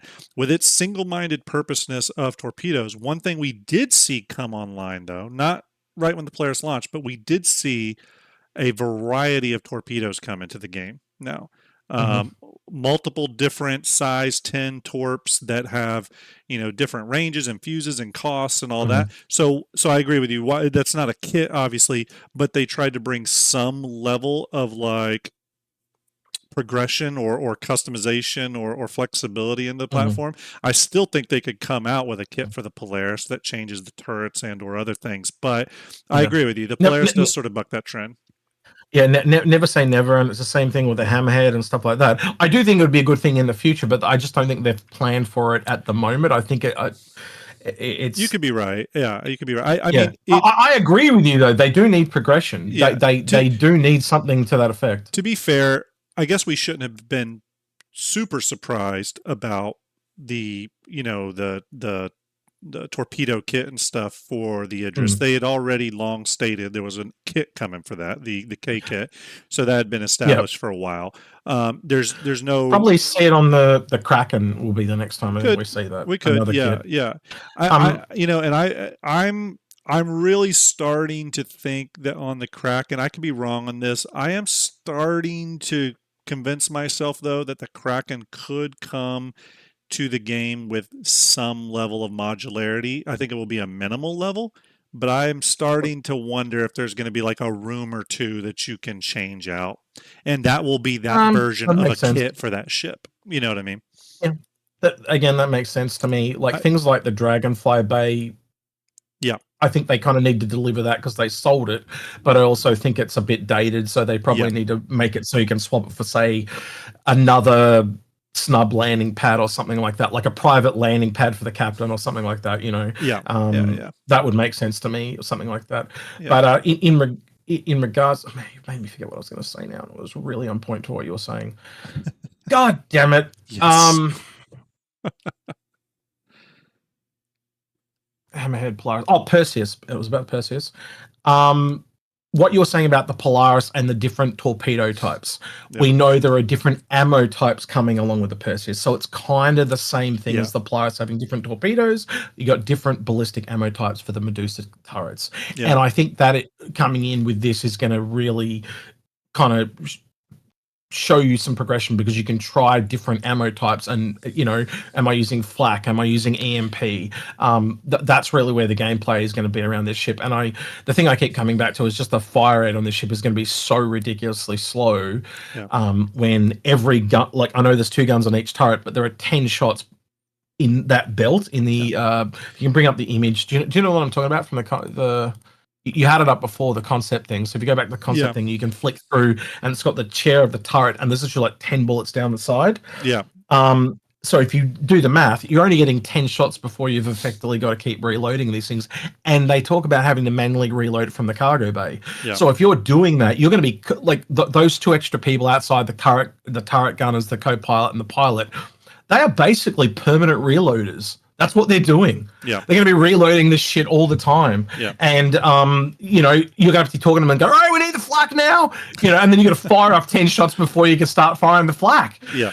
So the advantage, it's also an advantage and a disadvantage. The disadvantage is you're obviously going to do the teamwork to make it work, but when you pull it off, it's like changing the guns on the fly, which no other ship can do right now. Yeah. Right. I do eventually will see this in another smaller ship. Can you imagine that in a smaller ship where it essentially has like kind of like two guns and it rotates them somehow, and then you change the ammo out? But yeah, Simple just rated the channel. Simple Strife just rated the channel with 106 viewers. Simple, thank you very much. Salute to you. I hope you're doing well.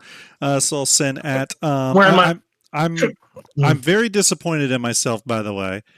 Simple was at Quantum Vegas. I did see her from a distance. I kept meaning to go introduce myself and say hello, and every time I was making my way there, someone would grab me or something like came in front of me, and I'm like, oh, hey, and you get off in these side conversations, and I never got to meet and introduce myself. Simple, I know we've talked on your stream some a bit.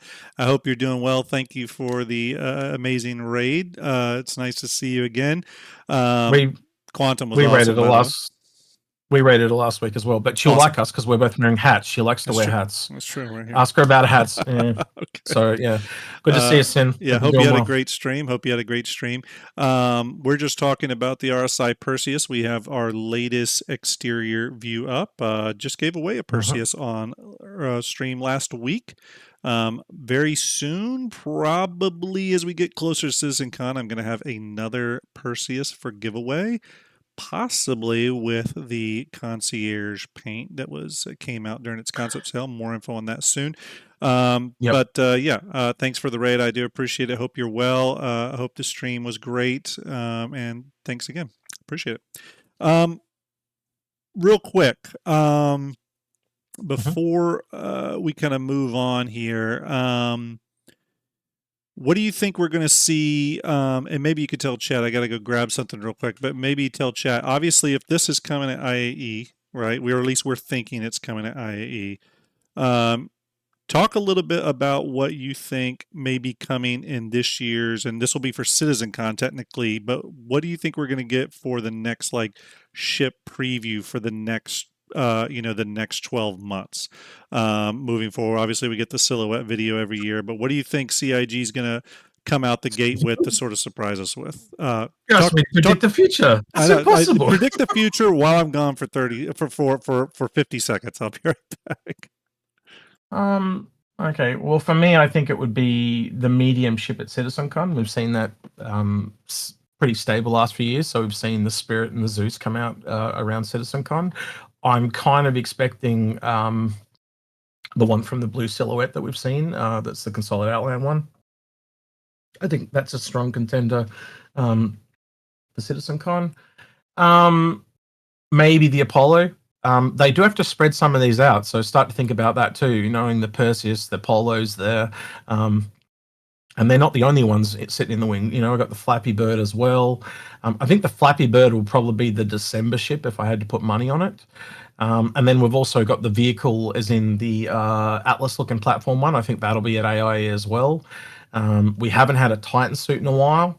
But if we are getting a Titan suit, I reckon that'll be next month, which is in line with where the Atlas first appeared. Whether that's a new Titan suit or another Atlas variant, I do not know, but I'm expecting that in September.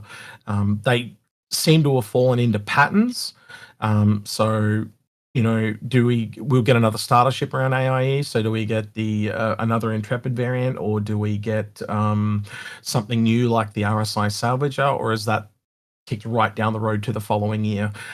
They do have these pre-established patterns now, so we'll just have to wait and see.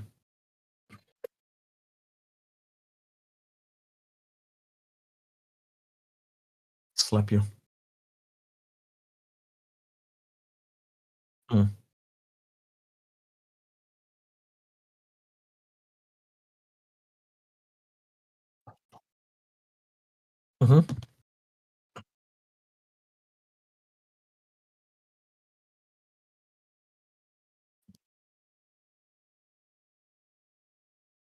Okay, sorry, chat. I'm back. Sorry. Thank you. I knew I'd screw something up. Yeah. Thank you, John. But regardless, kind of backtracking just a little bit on the kits, real quick.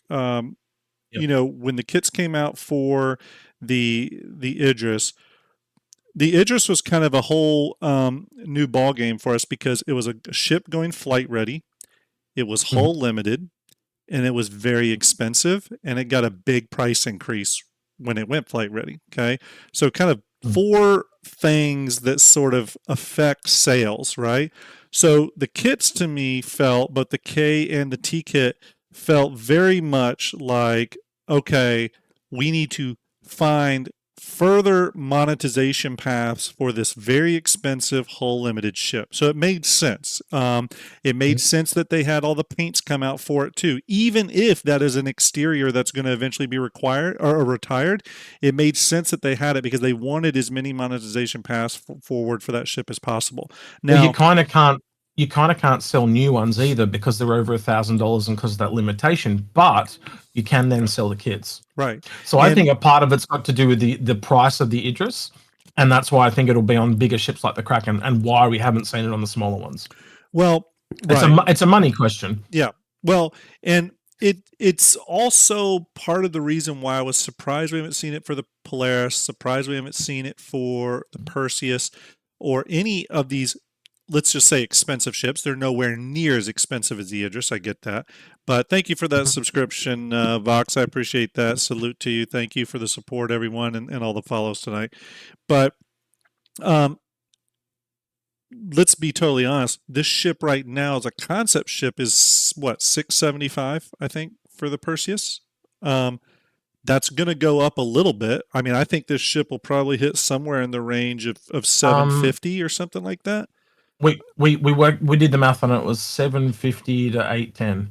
Okay, that's based on previous things, but also the Polaris went up by 30%, so you could add additional $67.50 to that. So it could go as high as $860. True, and I guess this is the same as the Perseus too in some regards, but the Perseus also the Polaris also grew a little bit. It turned into sort of a bigger ship. I think the Perseus, while it didn't, we don't have any indication that it's grown. I think it's still 100 meters for last we've heard, but obviously the weapons have been bumped up a little bit. Yeah. But regardless, I do look at these ships and say, okay, this while the ship isn't hull limited, it's still $675 now. It's going to be more when it comes out. Do they need to find those alternate ways, monetization paths, or are there that many people out there really willing to lay down the money for this thing that have not already pledged for it? Again, it takes all types to fund a game like this. You get the people that are early adopters, that are the dreamers, and then you get the people that won't spend a cent to right at the other end until it's out. Yeah. So again, it's the same thing with a ship. You get the people that back it at concept, you get people that come all the way along, and then you get the thing come out and they're just like, I've got to have it. You know, they see what the final thing is and they just chuck their money down. Hey, Griff, hope you're well, buddy. Nice to see you. Griffin Gaming in chat. Everyone give him a salute. He fell asleep on his keyboard last week. And I joined the chat and he's just... sorry, Griff, I had to, sorry. You know, I don't know. I think it's... I mean, I think we're going to get the usual. Obviously, I think the Perseus is going to come out. There's going to be the 6 paint pack. Paints are going to be expensive for this thing. All that good stuff.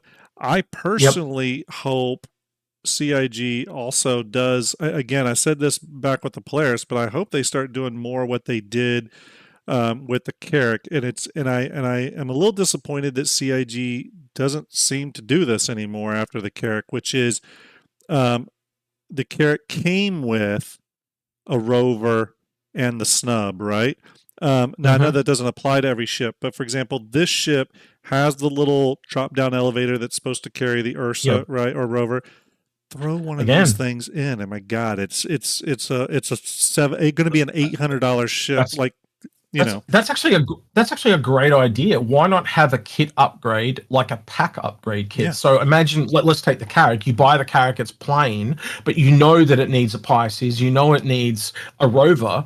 you can then sell that as a bundle for like an extra $100. So dock $20 off the top or whatever, and 100%. I Yeah. will chuck in a couple of skins for those so they all go together. Yeah. See, 100% can see that working really, really well. A rover for this thing with a unique skin that works for the Perseus. Yeah, 100%. to me, it makes way more sense than what CIG does sometimes, which is where they'll just pair ships together that, like, Mm. okay, sure, those ship, or like, for example, when they do like, oh, you can buy 10 Furies. It's like, okay, but I don't need 10 Fury. You know what I mean? It makes a lot more sense for these packs and these discounts to be applied that ships that can work in Yeah. concert with one another.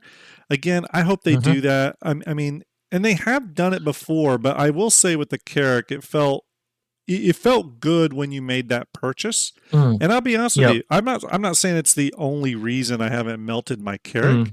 But I've thought about melting my Carrack before, and there's times where I go, Yep. you know what? I got my Pisces and my Ursa with it, though, and you know what I mean. And I don't want to melt it because it's part of the same thing. I mean, it does have some weight to play in that question. Yeah. You know, I've said this before, where they could ask Eva Cardi because they're under NDA for advice, and someone said, "No, I don't want Eva Cardi giving them advice because they're just people that have spent a lot of money."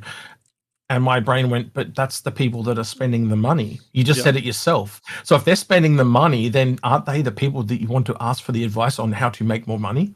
Yeah. You're literally saying, how can we make it so you give us more money? Yeah. Talk to people in Eva Cardi that have like they obviously play the game a lot. They've obviously spent a lot of money, but not all of them are like that. There are a lot of people that spent money, but there are also a lot of people that play the game. So you get, and you have the data on those people, so you can start to filter them into the different groups and see how weighted their decision making is. And if it's someone that spends a lot of money and they're saying they want X, then give them X.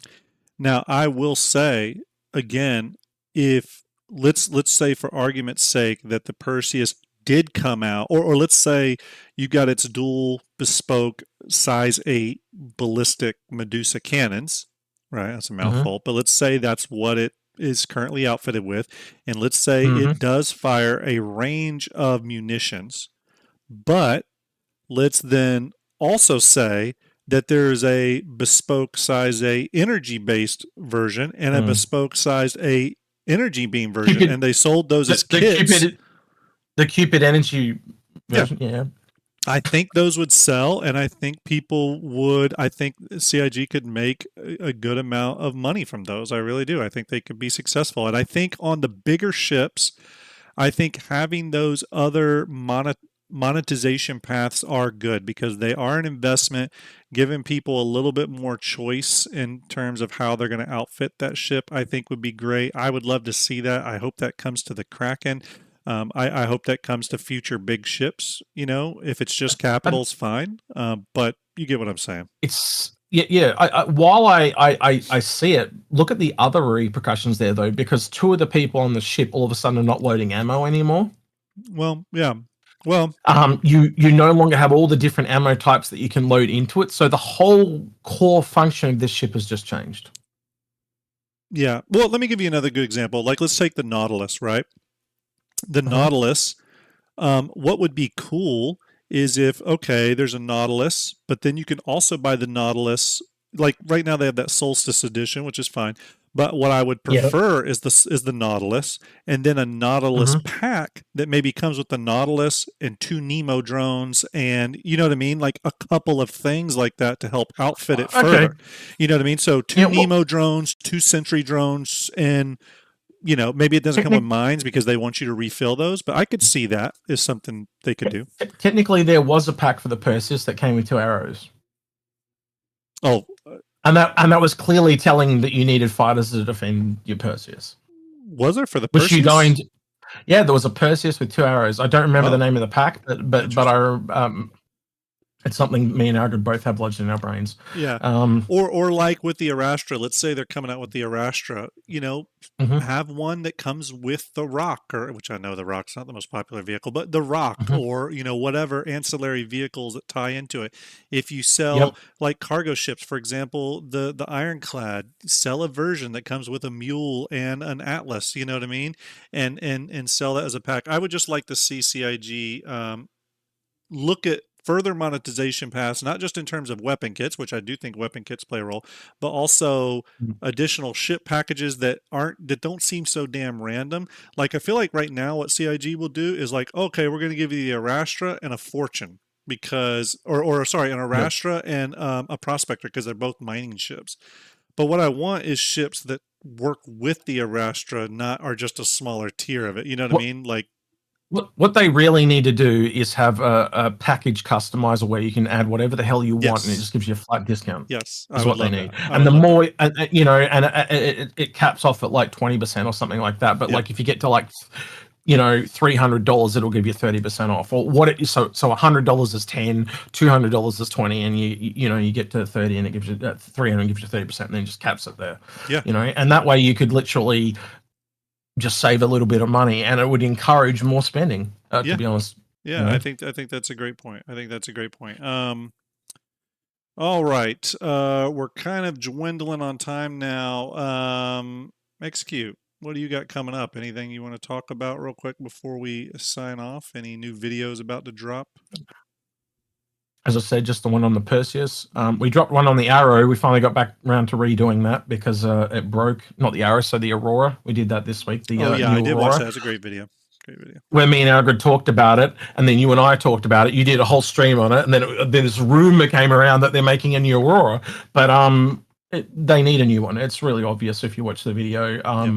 It just can't. It's got no space for components and stuff like that. And you look at the Apollo and all the new interior on that's going to copy over. You can see the Connie's going to get the same treatment eventually once Squadron 42 is out. So they're just holdovers from an older time. Yeah, I can see that. I can see us really needing another one. I partially wonder if that's something they could surprise us with soon. You know, an announcement that their Auroras are being reworked. There's also another side to me that they would sort of just go, you know, we're gonna wait till 1.0 to get around to that or whatever. I don't know. I could see it being like a low priority for them. Yeah, it is a low priority. Look, yes, they get a little win out of it, but what do they get for functionality and gameplay? Nothing. Yeah. Rabbit in chat says, when's the next capital ship kit bash stream? So we are going to get back to that. I know we were working on the Argo one, and with the Argo one, and then we peeled off. I actually did open the project again the other day because I'm doing an optimized version to send to VMXEO. I know VM, you don't think I'm ever going to send it to you, but I promise I am. I did have it open. The next part of that was that we were going to do some decal work and literally build a scene, like a fully featured scene of the ship in space doing its thing with other ships flying, and we're going to make like a poster out of it. So that'll be the next stream for that. After that, the next kit bash I want to do is probably going to be for a larger Anvil capital because everyone's been asking me to do it. So we'll probably do something like that. If Quantum Vegas happens again next year, if it happens again next year, and if I'm invited, I promise you, Griff, if you're still in chat, I will do a live kit bash session on stage. And after this time, I'd be surprised if you didn't get it. They said it was the best panel. Yeah, I'm not. I heard Paul say that, and I did thank him. That was very nice of him to say. I don't know why they thought that, but Why didn't I get an invite? I didn't get an invite. They're only going to fly me halfway across the world. Come on, yeah. I tell you, it was an awesome event. It was a very cool event. It was too damn hot, but it was an awesome event. Yeah, I'd like to see a kit bash for some smaller starters that we don't have, like something below the Avenger, and I'd like to see something for what was the race? I had it. One of the alien races. I came up with an idea for a starter. I'll have to run them to you. But the name I had running through my head is an Aegis Remora. I like the name. Do you know what what Remora is? No, what does it mean? So a Remora is like a suckerfish that lays up under a shark. Oh, okay, yeah. So think of the Hammerhead, but it's a ship that's like a boarding ship that sucks onto other ships. Yeah.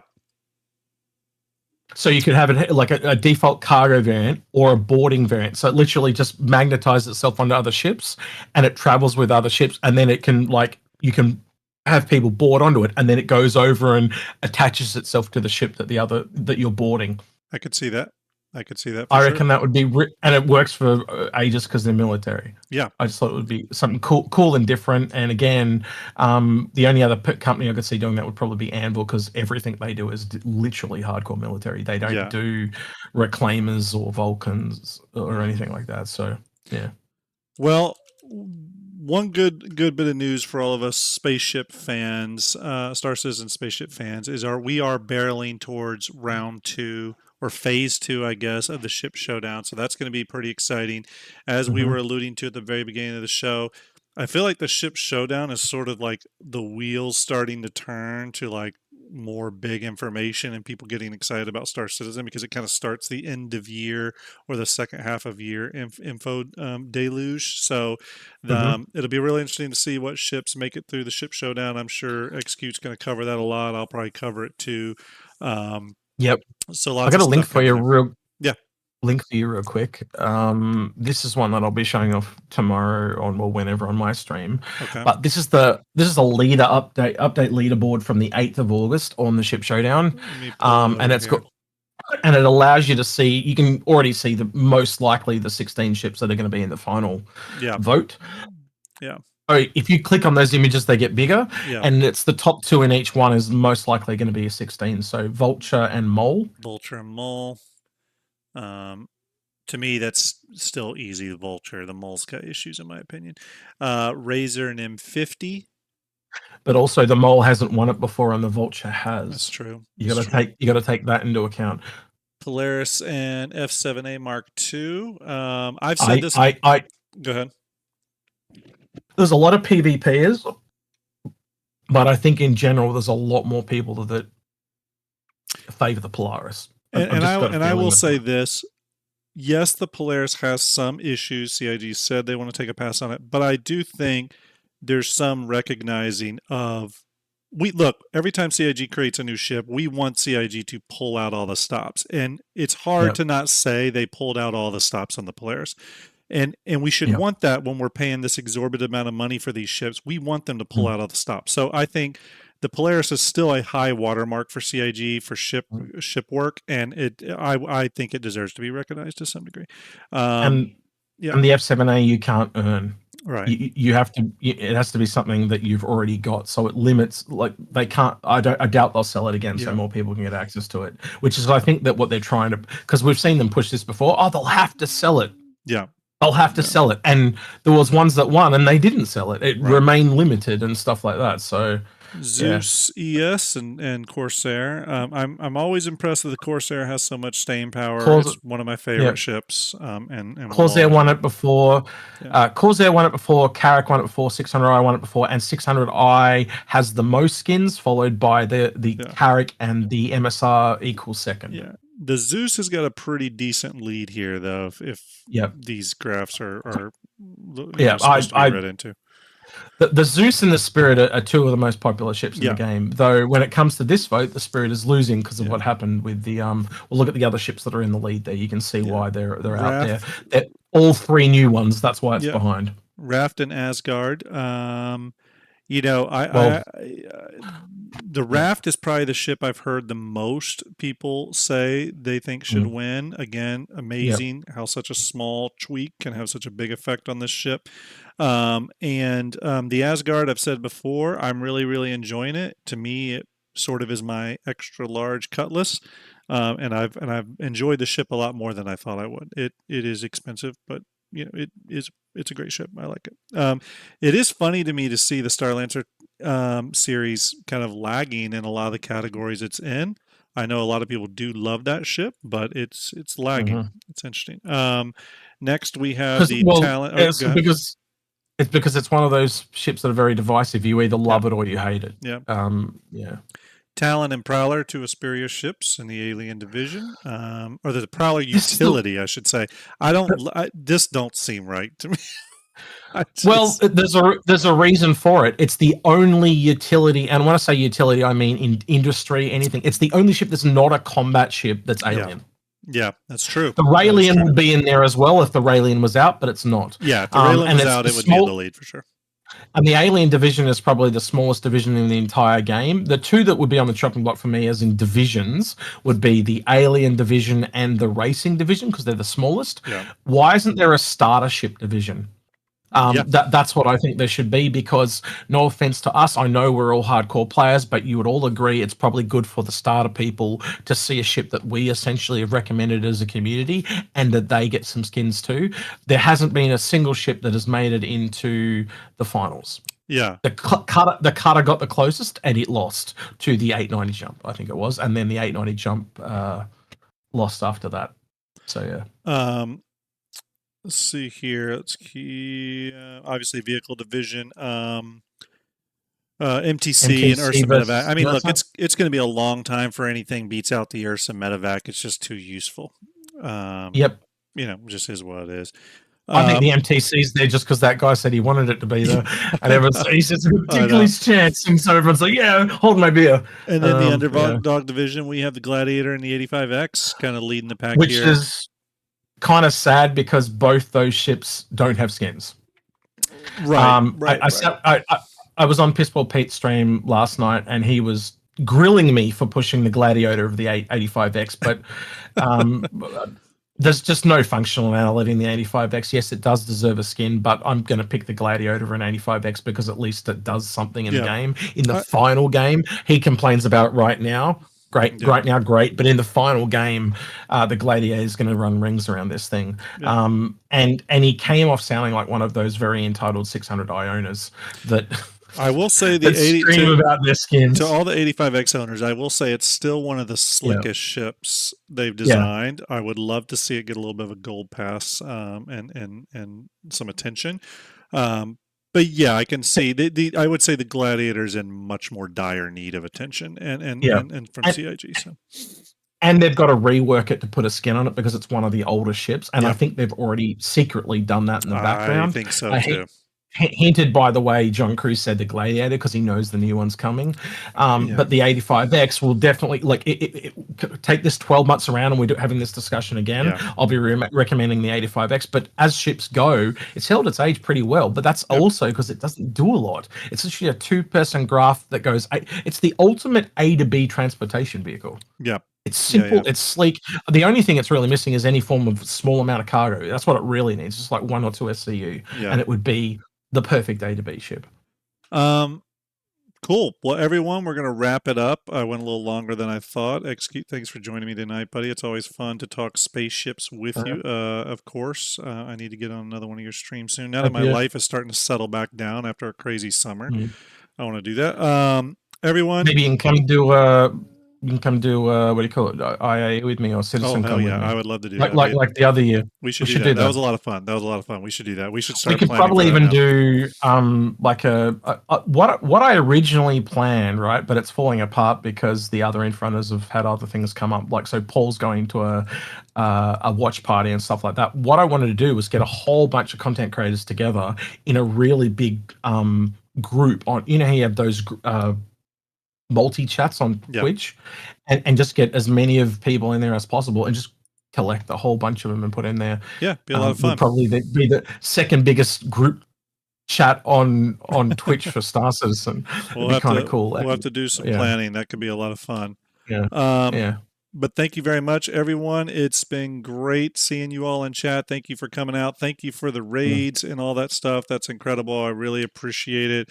Again, I can't thank you enough, Avenger One and Sinful, for the raids. I really, really do appreciate it. Those of you in those communities that stuck around, listen to us talk about spaceships, really appreciate that as well. Thank you for the follows and the subscriptions and all the support. The streams have just been holding on to quite a bit of viewers lately, so I've been happy to see that.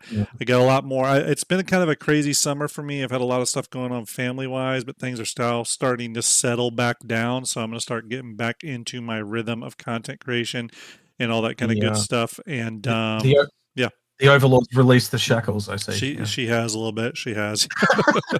But hope I you all don't have get in much trouble for holding you a little bit late. Yeah. Hope you all have a great night. I'm going to send you over to fellow content creator for Star Citizen, Henken. Great dude. Met him in person at Equinox. Really awesome. So I'm going to send you over there. Have a great night. Make sure you go check out Execute's channel, Info Runners. Follow their stuff. They're putting out great videos lately. And have a great night, everyone. Stay good to each other. And I'm going to send you over there now, hitting the raid button. See you.